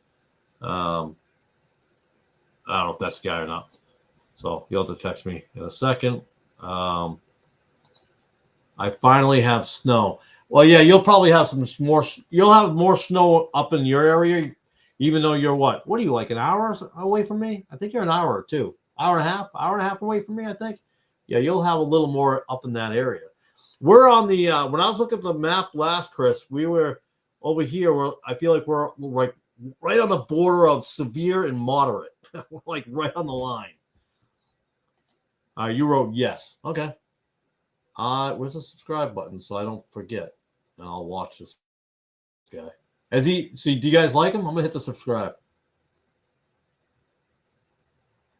This is spiritual. Okay. All right. I will again, this is great when you can talk to people and then other Christians and brothers and sisters, and they tell you about something. All right. 1 hour. Okay, so you're an hour. Okay. It's amazing how an hour can be very far away down Tennessee.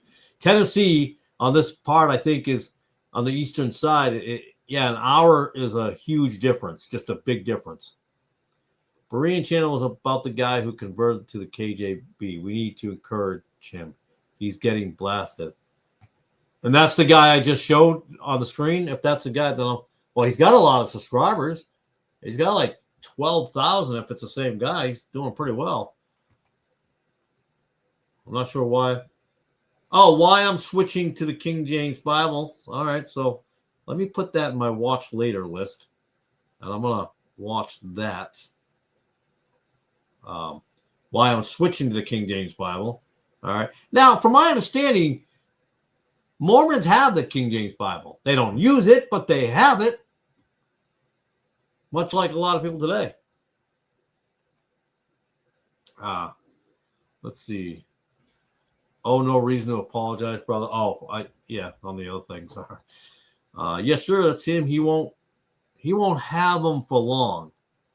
Oh, subscribers? I've lost a few subscribers. I think I lost like 50 or so. That's okay. Textual variant, I see that right there. Textual variant, that's the one. All right.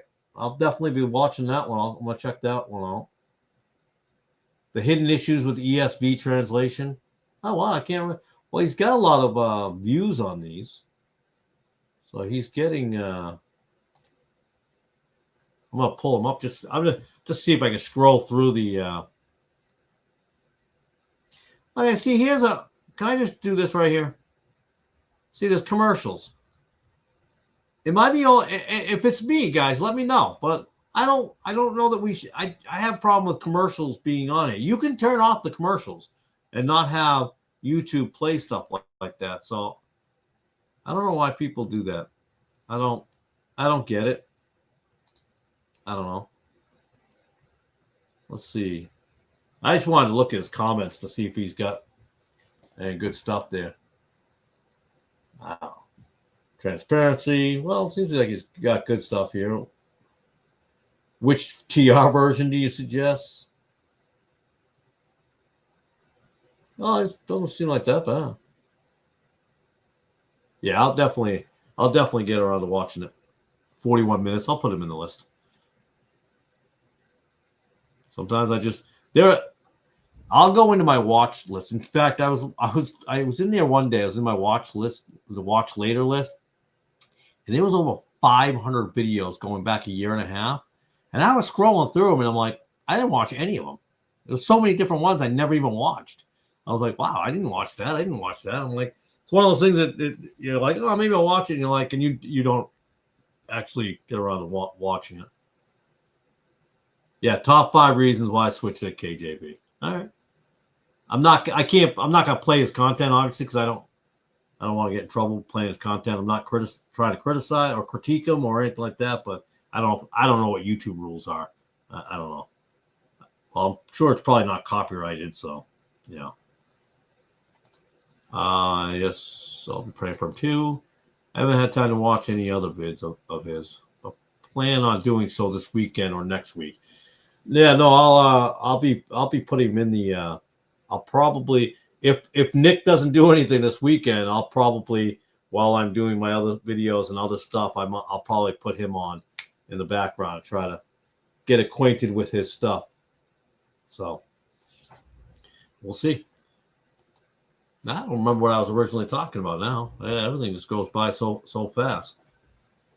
And I do like Nick's channel. Nick is an acquired taste. I always say that, like, it's Moxie soda from up north.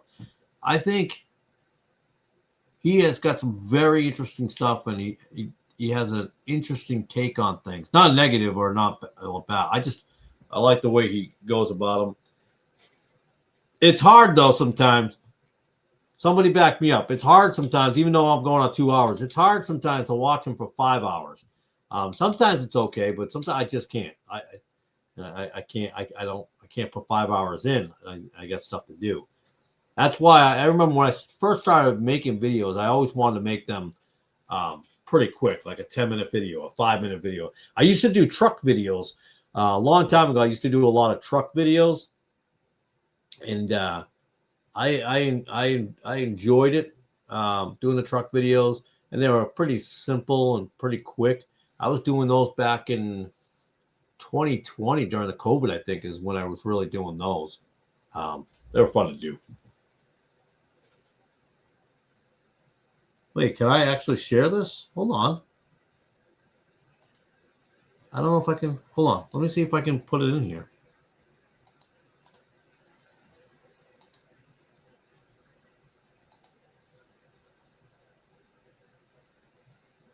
Did I do that right? So let me click on that. I don't know if it's the same, if it worked, but somebody click on that, and if you get them, let me know. And then you can subscribe to them, I guess. I thought you said you subscribed to them. Maybe you did, maybe I misunderstood you. And maybe that link didn't even work. I'm not an expert on this. No, it says you did. Feel like a kid. You did it. Yay. The whole idea of the Greek thing, right? The whole he's laughing. I saw that.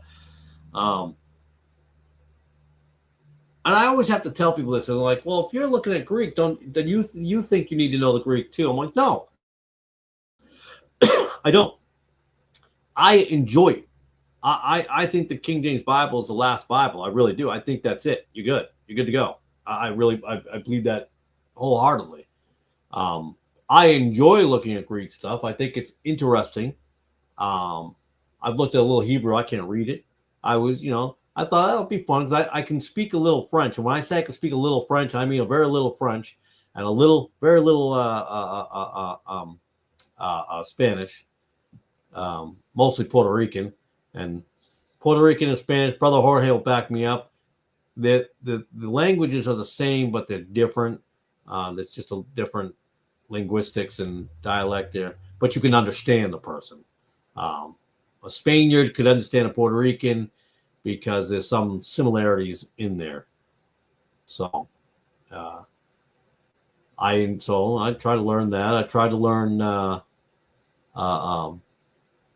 numbers and alphabet letters and stuff of that nature. I remember learning a little bit of sign language because I just thought it was fun. I just like it. Yes. When the subject is on point, I'm glued and participate, mainly because I used to be a critical text advocate. Yeah, there are sometimes you're right. I'm solidly in. Like he'll get me for an hour. He's got me like just straight. I'm glued, and then he'll do the rabbit trail thing, which I do too. Obviously, I did it a couple times tonight. Just did it, and then I'll fade off and I'll go back to the work I'm doing, but then he'll get me again. I'll be paying attention for like 20 minutes. So it's like these weird little intervals where he's got me. But I don't think I've actually sat in fully watched 5 hours, like just not did anything else because I'm always, like I said, doing all the other things, preparing for whatever next is coming up to do. So I'm not listening I'm listening, but I'm not entirely glued. But yeah, there are times that he's got me. I'm there. I'm listening. I get interested when he mentions a few historical figures or a name that he'll say. I'm like, oh, I know that name. I have that in my files, and that's a research name that I have that I haven't gotten back to. I think last week I was talking about another channel. Was talking about Joseph Lightfoot, who was on the committee with Westcott Hort, and he was I believe he was using their book, Joseph Lightfoot's book, to talk about the Catholic Church and how the Catholic Church works or something of that nature. And I remember making a comment on that channel. I says, isn't that Lightfoot? Is that the same Lightfoot that's connected to Westcott Hort? And that person's response was that it could be, it might be. It was around the same time. Now, here's my problem with that statement. I said it before. If you're a person in this realm doing stuff like this, should you not know the connections? I'm just saying. While I do not like being lumped in with some who call themselves KJV only, I do not mind the moniker like Nick doesn't, but I do enjoy learning about many of the subjects he teaches on. I actually could not agree any more than that. Yeah. And I've said this, you've heard me say this. I became you call it King James Bible onlyist, which I agree with that. I use that terminology, and sometimes I'll use King James Version, KJV onlyist. I'll even put on my, I learned a while back from my son, like hashtag things, supposedly that gets into things. So I'll hashtag KJV only, KJV onlyism when it comes to those things, because I know that they're going to understand this stuff as much as needed. But I became a King James onlyist, and I never even knew what it was. I didn't know that. I knew there were King James people. Now I was taught growing up about the King James people. Those who read the King James, they're a little out there. Cool. I'm a little out there. We're called to be a peculiar persons, peculiar people. But I remember reading it, and that was the thing. I finally got around to it. All the Bibles the same, blah blah blah, but not that one, not the King James. I wasn't always told that the King James Bible was evil. I was just saying it's not accurate, blah blah blah. It's not that great. It's hard to understand. All the cliches you guys have heard over the years, all the same things. we've all heard them. So it's not like people go, well, I don't think they said that. You can't have all of us say the same thing. That's not be true. There. I mean, use your brain for like 2 seconds. But I read it from cover to cover. And yes, I timed it because I'm interested. Numbers is a thing for me. I like inventory control of and stuff like that. I hate math, but I love numbers. Interestingly enough, I don't know what the deal is, but I remember timing. It takes 88 hours to read the King James Bible. No, not in a row. I didn't read in a row, but I remember being done and realizing and just knowing as I read it, King James is it. That's the Bible. That's it. That's like, to me, it was so complete. You know, where other Bibles felt, you know, especially NIV, where it trails off and there's incomplete sentences. You know they're incomplete. Clearly they're incomplete. They sound incomplete. In the King James Bible, they just sound complete. It wasn't until a few years later, or a couple of years later, that I really dived into this whole thing and learned about this whole King James only and stuff and all this. Never knew this was even a thing. And so a lot of people say King James only is people who grew up with the King James Bible. That is a big lie. That, you know, some, yes, did grow up on it, but there are many of us who didn't grow up on it. And we're here today. That's how we became where we're at. We were in Embryo was just mentioning critical text. We came from different areas and different Bibles. And when we read the King James, finally, like, whoa, you know what I mean? This. And so then I learned about this Ruckman, right? Peter Ruckman. He's the big to-do in the King James onlyist movement. Never heard of Peter Ruckman before. Never heard of him. So I've said this many times. I am grateful and blessed in a way to be a King James onlyist and not even know who these people were. Peter Ruckman, Gail Riplinger, what's his name? Sam Gipp. That's the other one people talk about all the time. I guess D.A. White would be one. There's a few more names, and I never even heard of them. Never heard of them. All I did was read the King James Bible. That's it. And that's how I became a King James onlyist. You knew that you were reading something. You knew. Me too. I had no idea there was even such a thing as King James onlyist when God showed me his inspired, infallible word in English language. Yeah, it's amazing. And I've always said Luke 4:4 is what led me down the path of all these Bibles. And now I've got every version I could possibly have. There's more to get. And I compare every verse, every scripture, every single Bible in here. And I go through every one of them. I don't want to overuse the word painstakingly, but I go through all of them and trying and looking at the comparisons. And that's one of the biggest things, the biggest takeaways I've always gotten out of this is the omission or the deletion of the same thing.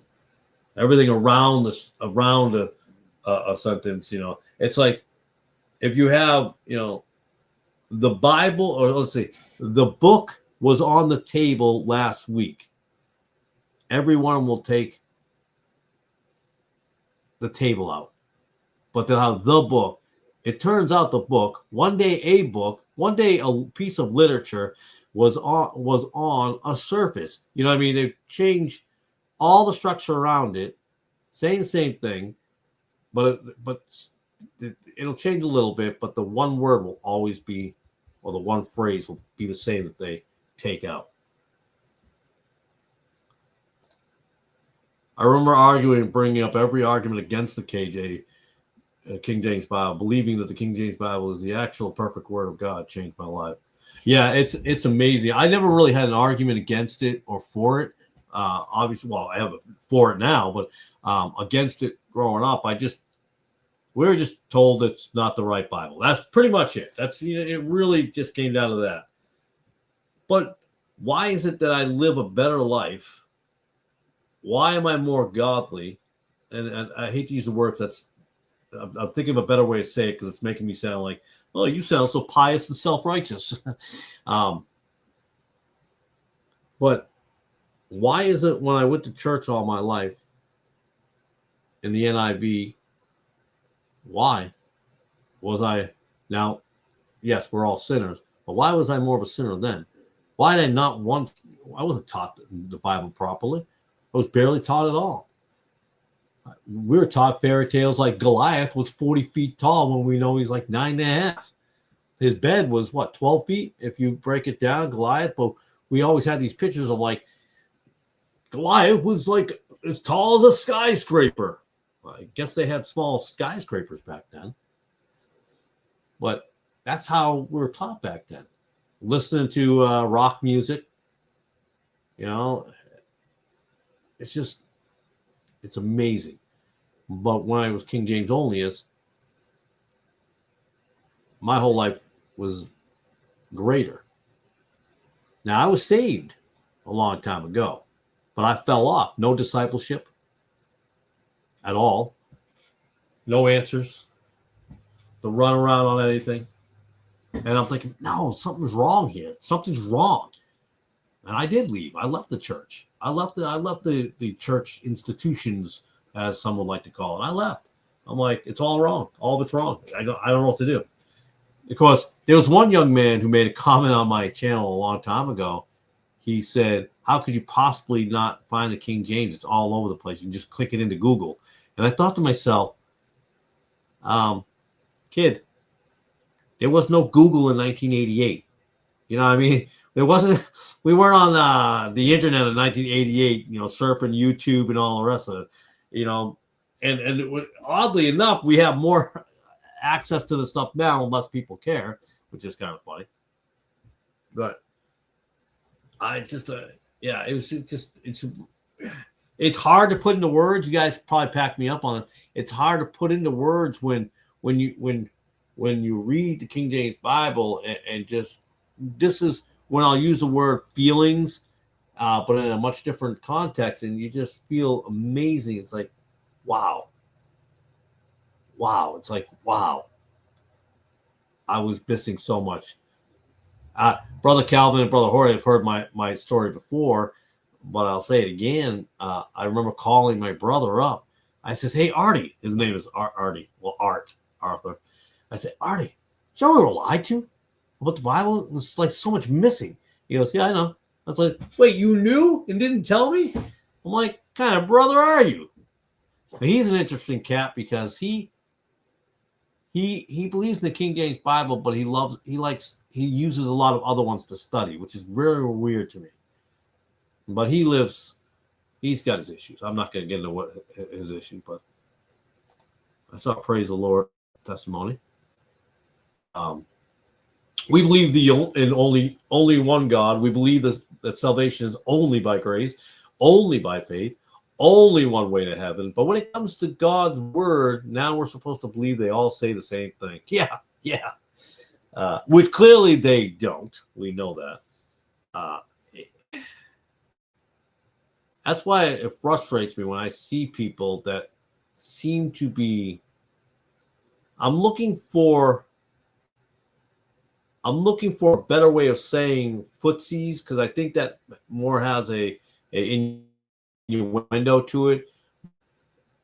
There are some people, I think, that are in the King James arena that are still playing footsies with the world. And if you have a better phraseology, please let me know. I'm trying to think of a nicer way to say that. I don't know if there's a better way of saying that.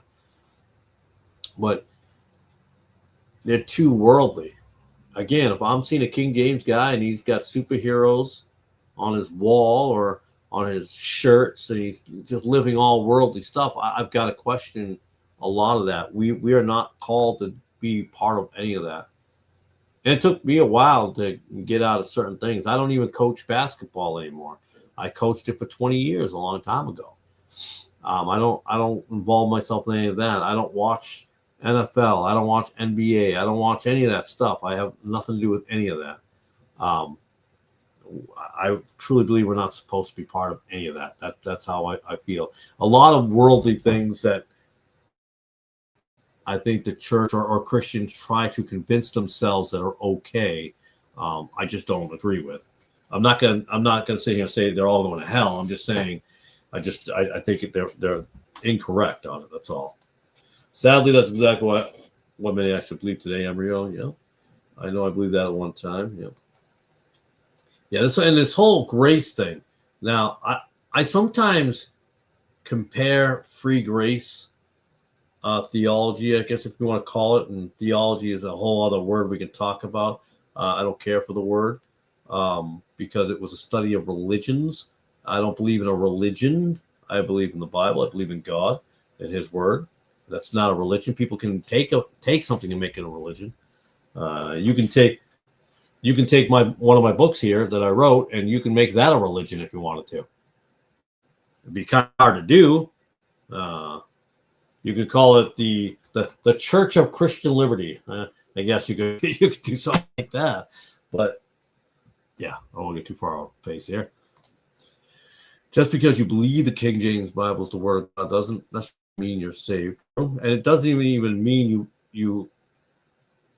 I think some people who believe the King James Bible, I don't know if they believe it in default, because I wonder sometimes if they've read anything in the King James Bible, because it's just there. It's kind of I'm a Democrat because my mom was a Democrat. I'm a Republican because my dad was a Republican.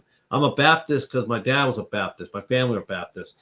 And it's very strange. I'm like, you didn't come to that conclusion yourself. You were led there, or you're just following a interesting tradition instead of researching and looking and being a Berean and looking into the scriptures and finding out the truth of things. You just go along with what's going on. Go along to get along, I guess. Not the best way of putting it, but that's how you can look at it. I do watch people who claim to be King James Bible onlyist, and then we start going down the road of fruits. And when you look at their life and the way they act or hold themselves, I question, are they? Or maybe they're just lost at the moment, or maybe they backslid a little bit. Maybe they've fallen off the path a little bit. But so, yeah, I was going to talk about free grace theology. Free gracers, as I've watched some of them, have a weird view of things like once saved, always saved. Some free grace say they're not the same, but they have this whole idea of I can do whatever I want. I can do whatever I want, and I'm going to heaven. That's a dangerous blanket statement to make.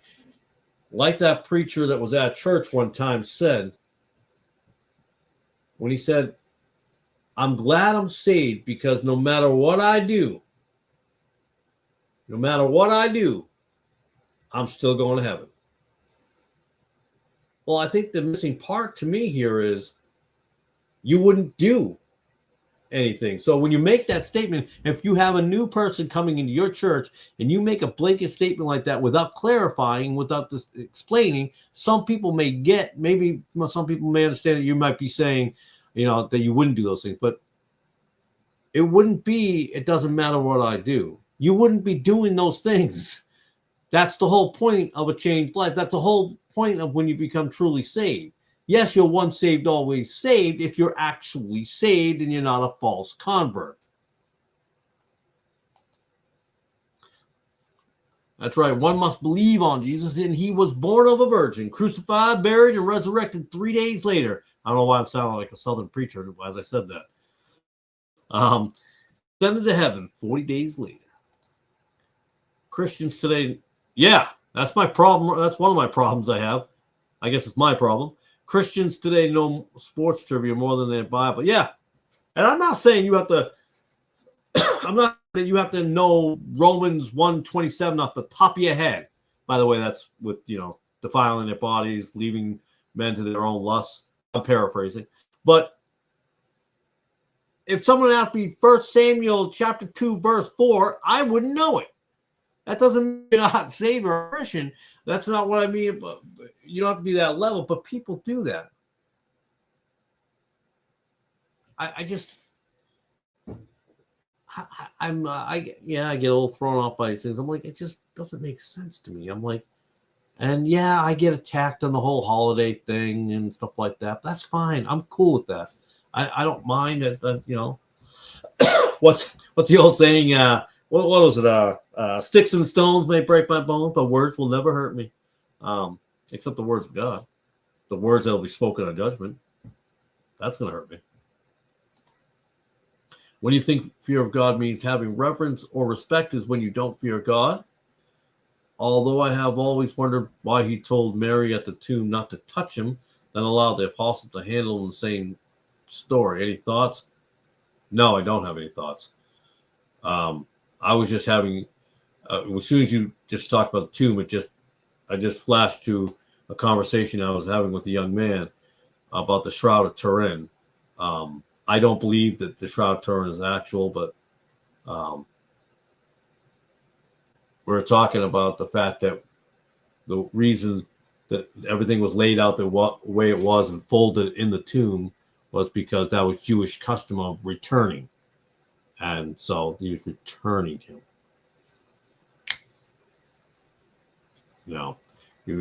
So that was, I thought that was, so why would he be wrapped anyway? Not to touch him because he had not ascended to the Father yet. I couldn't answer on that one. But now I'm going to have to really look deeply into that. It's always something that I haven't looked into. Why am I got a marker? I don't need a marker. I need a pen. Let's see, not to touch him. Mary could not touch him. I got the worst handwriting in the world. Okay, I'm gonna break my rules and I'm gonna look it up online. I broke my rules. I know I'm breaking my rules. Somebody's gonna call me out on it. I know. Because I'm not a big fan of the looking at scriptures online because we've already caught a few mistakes or a couple of mistakes. I gotta look this up now. Mary could, let's see, not. Now it's dead air because I'm typing in. Now it's dead air. I typed in teach, touch.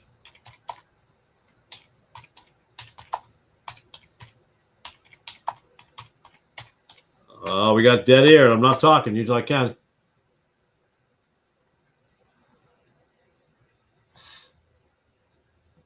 Are we talking? Let's see. Mary Magdalene, that part. John, somebody, John, such as the venerable King James. Is it John 20:17? I'm guessing it's John 2:17. So hold on. Let me pull up my other King James. I do have an online King James thing. I don't know if y'all have seen it before. King James Bible Online Study Bible or something like that. I have that as a backup. So John 20:17.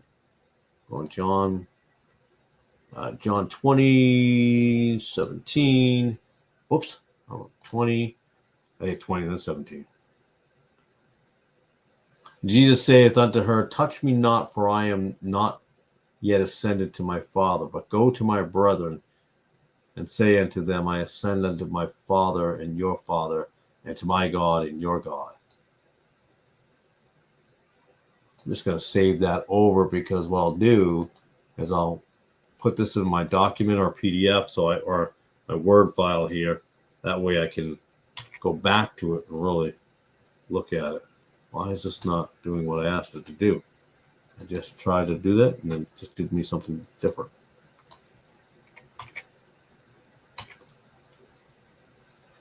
I'm going to pull that over here, put that on that side. Okay, so I can read it. John 2:17. Yeah, okay, so touch me not. What else?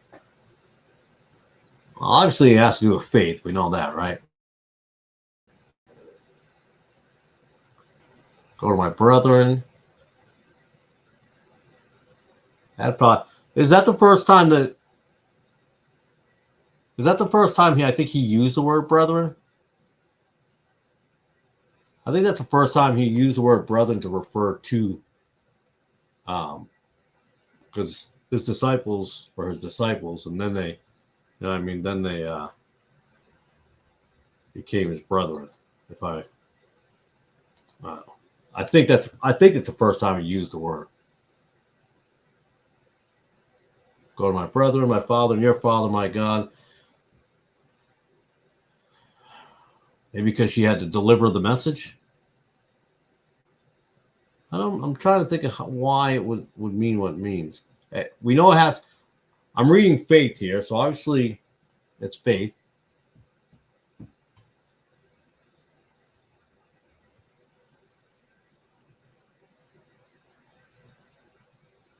And we're in between transitions, right? So we're in between transition from resurrection to ascension, or all that. So, yeah, because if I'm reading it, yeah. Because, all right, so the ascension's going to come, the resurrection.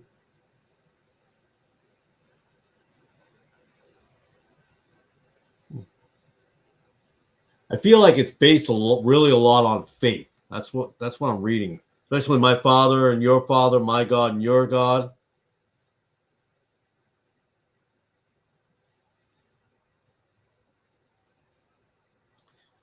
I keep on just really thinking about faith. I'm really have to dive into it. I'm reading the verse, and I'm just trying to really pull out. That's what I'm thinking. Obviously, Jesus, after the resurrection, was no longer under the constraints of time any longer, so he could have ascended in the twinkling of an eye, and we would not know. The twinkling of an eye. It always, so that I learned about. So I know I'm going back in time here, but Left Behind. That was what was taught so much. Well, you had Tim Leahy, I think it was, right, and Jenkins, was it Jenkins? Jenkins was the father of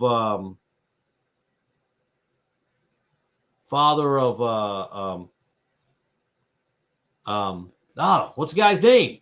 The guy who did the Chosen series there, which I have chosen not to watch.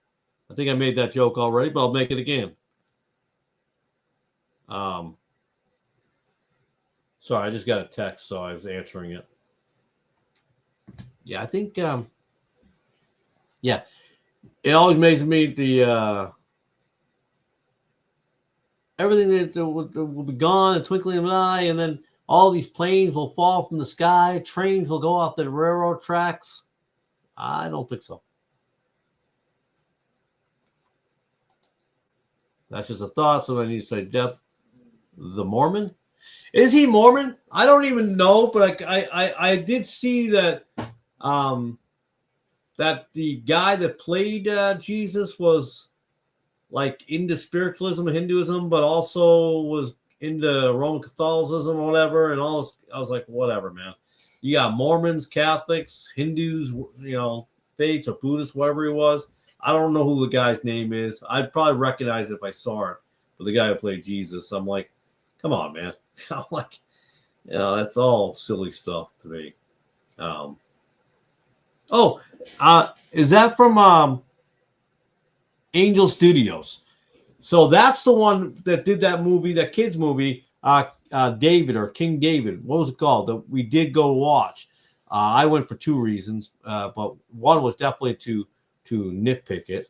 I really wanted to look at that movie to see if it would be accurate and how they would do that movie, and it was interesting. Jenkins, if that's him, yes, he's a Mormon. He's a Mormon? So that means, so his dad, right? Wasn't it? So, okay. So was his dad an evangelical? Now I got to go through this. All right. Actually, no, I'll look at Tim Leahy, and that'll probably get me closer to his father. Tim Leahy, I think I spelled that right. Yeah, I did. I actually did spell it right. Let's go and do, and Jerry Jenkins. Okay, that was the father. So Jerry Jenkins was an author. We're trying to figure out what religion he was. The Chosen is produced by Mormons. Oh, was it? I actually didn't even know that. I honestly didn't know that. I knew when I first saw that come out. I didn't actually watch it, but as soon as I saw it and the trailers for it, I just knew right off the top of my head. I'm like, yep, this ain't going to be good.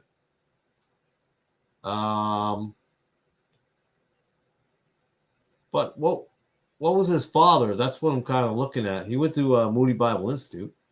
Yeah, it's actually not giving his background, like if he was evangelical.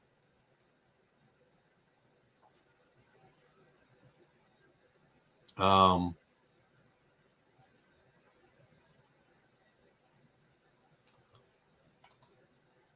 your explanation makes much more sense than mine, Embryo. Oh, I missed his explanation. Did I see it? Oh, I missed it. I'm sorry that I missed his explanation on that. Oh, sorry. Let's see. Christian Writers Guild, Left Behind. How come it doesn't tell me what he was? He's the father of Dallas Jenkins, apparently, but he doesn't tell me. I thought he was evangelical. He might even be neo, for all I know. He's a dispensational Christian. That's interesting. Why does it not? It doesn't tell me. Usually, it tells you like if a guy's a Baptist, Reformed Baptist, evangelical, and all that, but it's not telling me anything about him at all. It just tells me he went to Moody Bible Institute. It tells me that. That's interesting. I never really looked into him before, but we're talking about it right now. Huh. Isn't that strange, or am I only the one?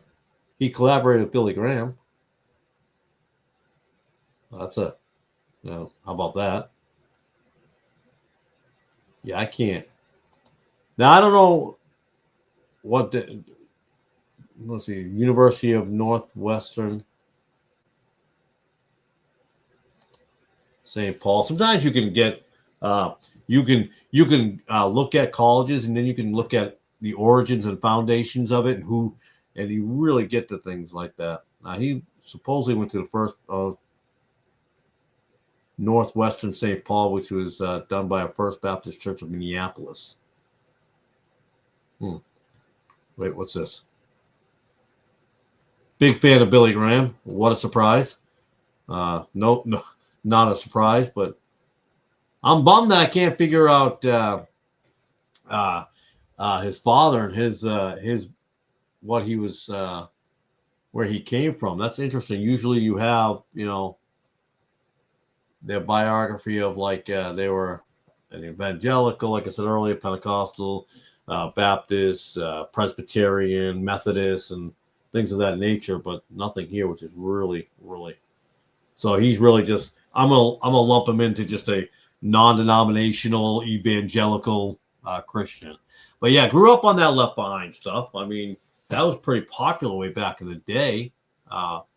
End Times is big. And John Hagee was another one that I was aware of. My father had watched.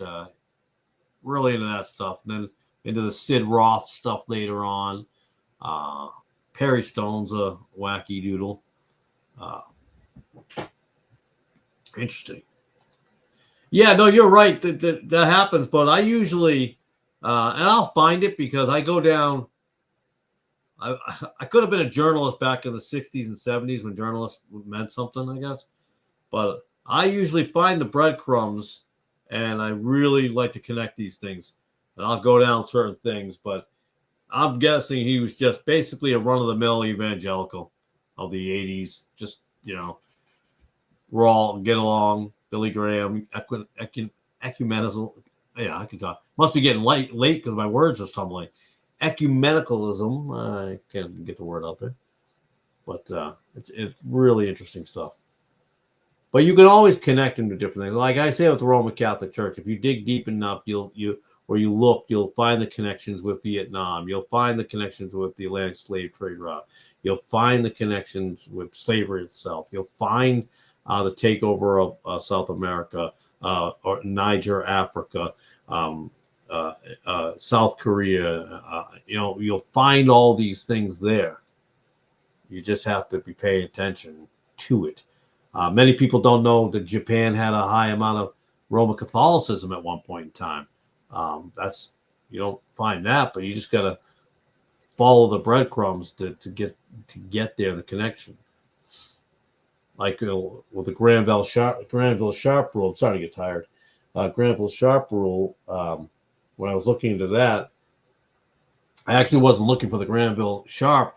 I came across it going through one of the Westcott Hort guys, um, Charles Wordsworth, I think, and then connecting and then looking at his father and his background and his theology or whatever he was into, and then that's when I came across Granville.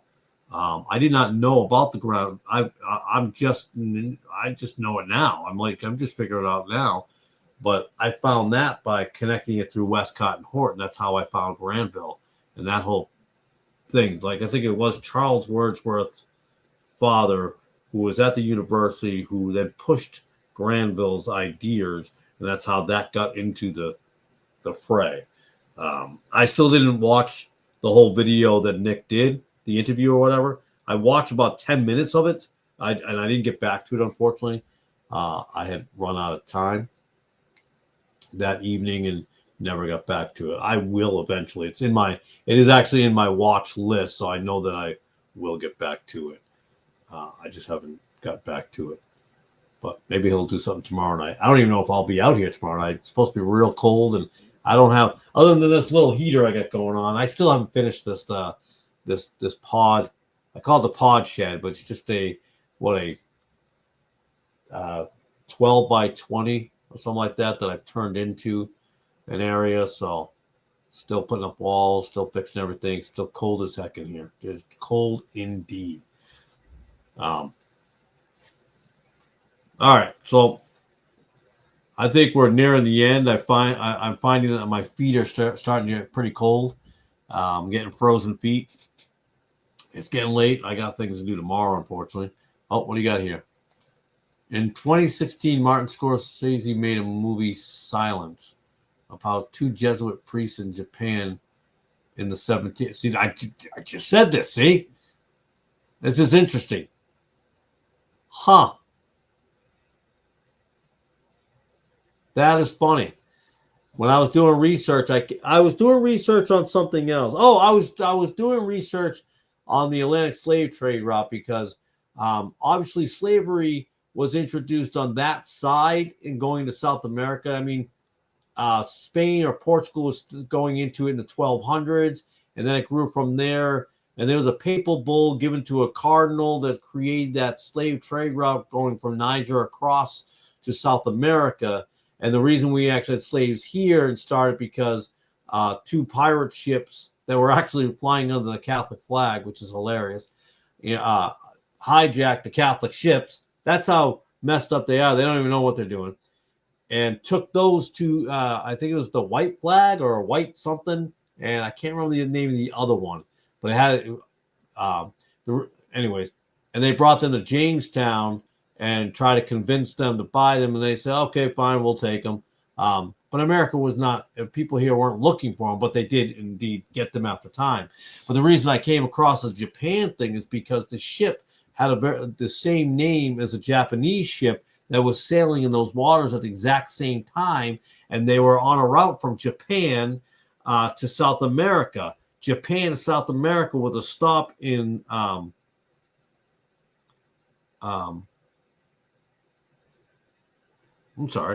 Japan made a stop in Rome, Italy, on a ambassador mission, and then South America, and I thought that was a ship, but apparently there was 2 ships at that time. That's how I then dug in deeper to that ship, and the overseeing of building that ship was Jesuit priest. Actually, Jesuits were over the watching of the building of those ships, and that's how I went down that route. Are you looking for Tim Leahy or Jerry Jenkins? I was looking for Jerry Jenkins, and then I was looking at Tim Leahy, and I'm not getting. I don't see where what Jerry Jenkins was or is, a Methodist or Mormon or whatever. I don't know. The KGB translators knew about the Granville Sharp rule before he was born, and the characters in the film were Portuguese priests. And that's what I came across. And I only found that by researching the other ship involved or was over at the same time as those slave ships. And when I saw that ship and I found the Japanese ship and connected that, I'm like, why are the Japanese over there? And that made no sense to me. I'm like, so I started to dig deeper why Japanese were there. but the Japanese were under Roman. The monarch was controlled by the Roman Catholic Church at that time frame, so that explained why they were over there. So a lot of people don't know that. So some people don't realize that that's there. So they have. That's why I say you really can connect it in all sorts of ways in different places. But yeah, that's how it came against us. I don't know anything about the movie. I probably won't watch it, but I tried. Never known. I would never had known that if it were not for Nick's appearance on Truth. Oh yeah, Granville Sharp. A few more hours like Nick. I am not Nick. I'll never take that mantle from Nick. He's got that all to himself. Maybe in the summertime when it's warmer and I can stay out here longer, maybe one of those nights I'll pull it off, but won't be at night. I tease Brother Nick about that. Well, I haven't told him, but I tease. But I really enjoy his stuff, I think he's got some great stuff, and I really enjoy that. I enjoy the people talking. I love the brothers in there that are talking and different comments they're making, and some I'll pick up on. I'm like, oh, that's interesting. I will say I'm not a Dwayne Green fan. I will say that. I did come across Dwayne Green before I came across Nick. I don't know why Dwayne Green came up on something. I must have been looking at King James something. I don't know. But yeah. I have my opinions on that. But yeah, so anyway, that's how I found the whole Portuguese Japanese Jesuit priest in Japan situation. And a lot of people didn't realize that the monarch was created. In fact, the first president of Vietnam was also from a Catholic family. They were from a Catholic family. So we have that, and a lot of these things come into play. It's history, and a lot of things connect. And another thing that's funny, I'll get some ideas of. I got notebooks, I got files, I got binders, for instance, 1 second, Roland, here. So these 3 binders here, they're not that big, but these 3 binders here are just all Westcott Hort stuff. That's just all Westcott Hort. That's it. That's all that is in there. And I got binders over here of Pentecostal origins and things of that. But I'll watch a history thing, and I read that one. Well, it's building up his endurance to do just that. I think maybe this summer. I don't think I'm gonna pull it off. It's not gonna happen. Hello, Brother Bryson. How are you, buddy? Good to see you. I hope everything is well. Oh, brother, guys. But my wife and I do like to watch history things, and I'll listen. And for me, it's really important. Like there are things, like I learned the economics of the Bretton Woods system and the origins of the economic things, because in Roman Catholicism and atheism, socialism, all of that was involved. I'd have to go back in time to figure out where the podcast is, but I did a podcast thing about it at one point in time. And I think it was around the same time I was talking about German rationalism. But there were connections there. And I'll listen to key names. I'm like, wait a second. Or you can watch documentaries and it'll be about one thing, but they'll mention something. And they'll mention, like, just in passing. And they'll just, and there was a priest named, Father McMillan, and who was who gave the money to the foundation. I'm like, wait a minute, that guy. Let me write that name down. Now I got to find that name and I got to connect that. So, it was good to drop it in. I appreciate you dropping by. Thanks for dropping by, brother. We appreciate it. Well, I appreciate it. But I just clicked around while I was crazy about the Japanese and the Jesuits. Yeah, it's wild, man. It's amazing. And that's why I was telling my wife, I'm like, I don't know if I should make a whole YouTube channel just based on every connection to the Roman Catholic Church of every country.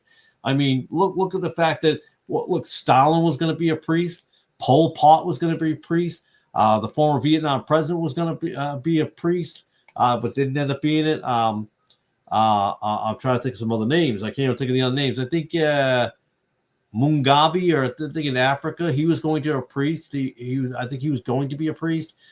He was the one who killed so many people. I think Forrest Whitaker played him in a movie. I think he was going to become a priest. Ain't it funny how they're all going to become a priest in the Roman Catholic Church?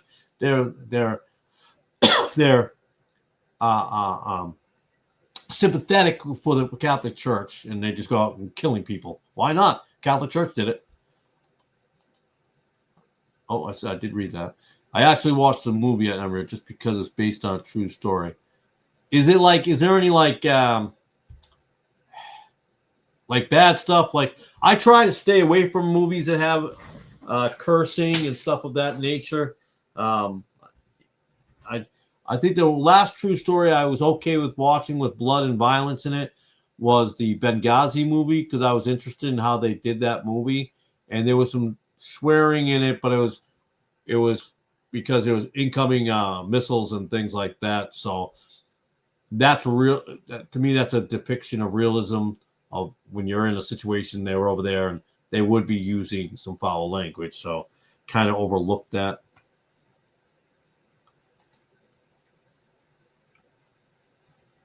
Movie style silence, you probably have to stream it. I'll also look into it. Well, I'm trying to find a page and I can't find it. Okay. I'm gonna just put this here. So it might be old enough where you might be able to find it on YouTube. Let's see, Martin Scorsese. I can't even. Let's see, sounds. Apparently you can't. You cannot watch it on YouTube. Oh well. You have to watch it on Paramount Plus. No cursing, but there is violence. Well, that's what all the Catholic Church knows is violence, so that fits. Hit that. Oh, that was nice of you. I appreciate that. That was nice of you. That was kind. Thanks a lot. Thanks for the reminder. What's funny is I have my likes. I don't know if it's. I turned off my likes a long time ago. Tell me if I'm wrong. I'm like, I don't really. I know the likes get into the algorithm, but I thought maybe to me, it didn't matter if there was like or not. I just do these videos to put up messages, but I am also realizing that, if the like button gets hit more and it gets into the system and things like that. Again, I'm very strict about things. I don't want to cross over lines to become just another channel trying to get the views. And although we do want views, clearly, because we want to get the message out. So,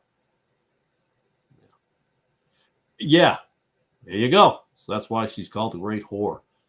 That'd be an interesting way to end the night tonight, huh? On that term. But all right, well, I'm trying to watch that movie.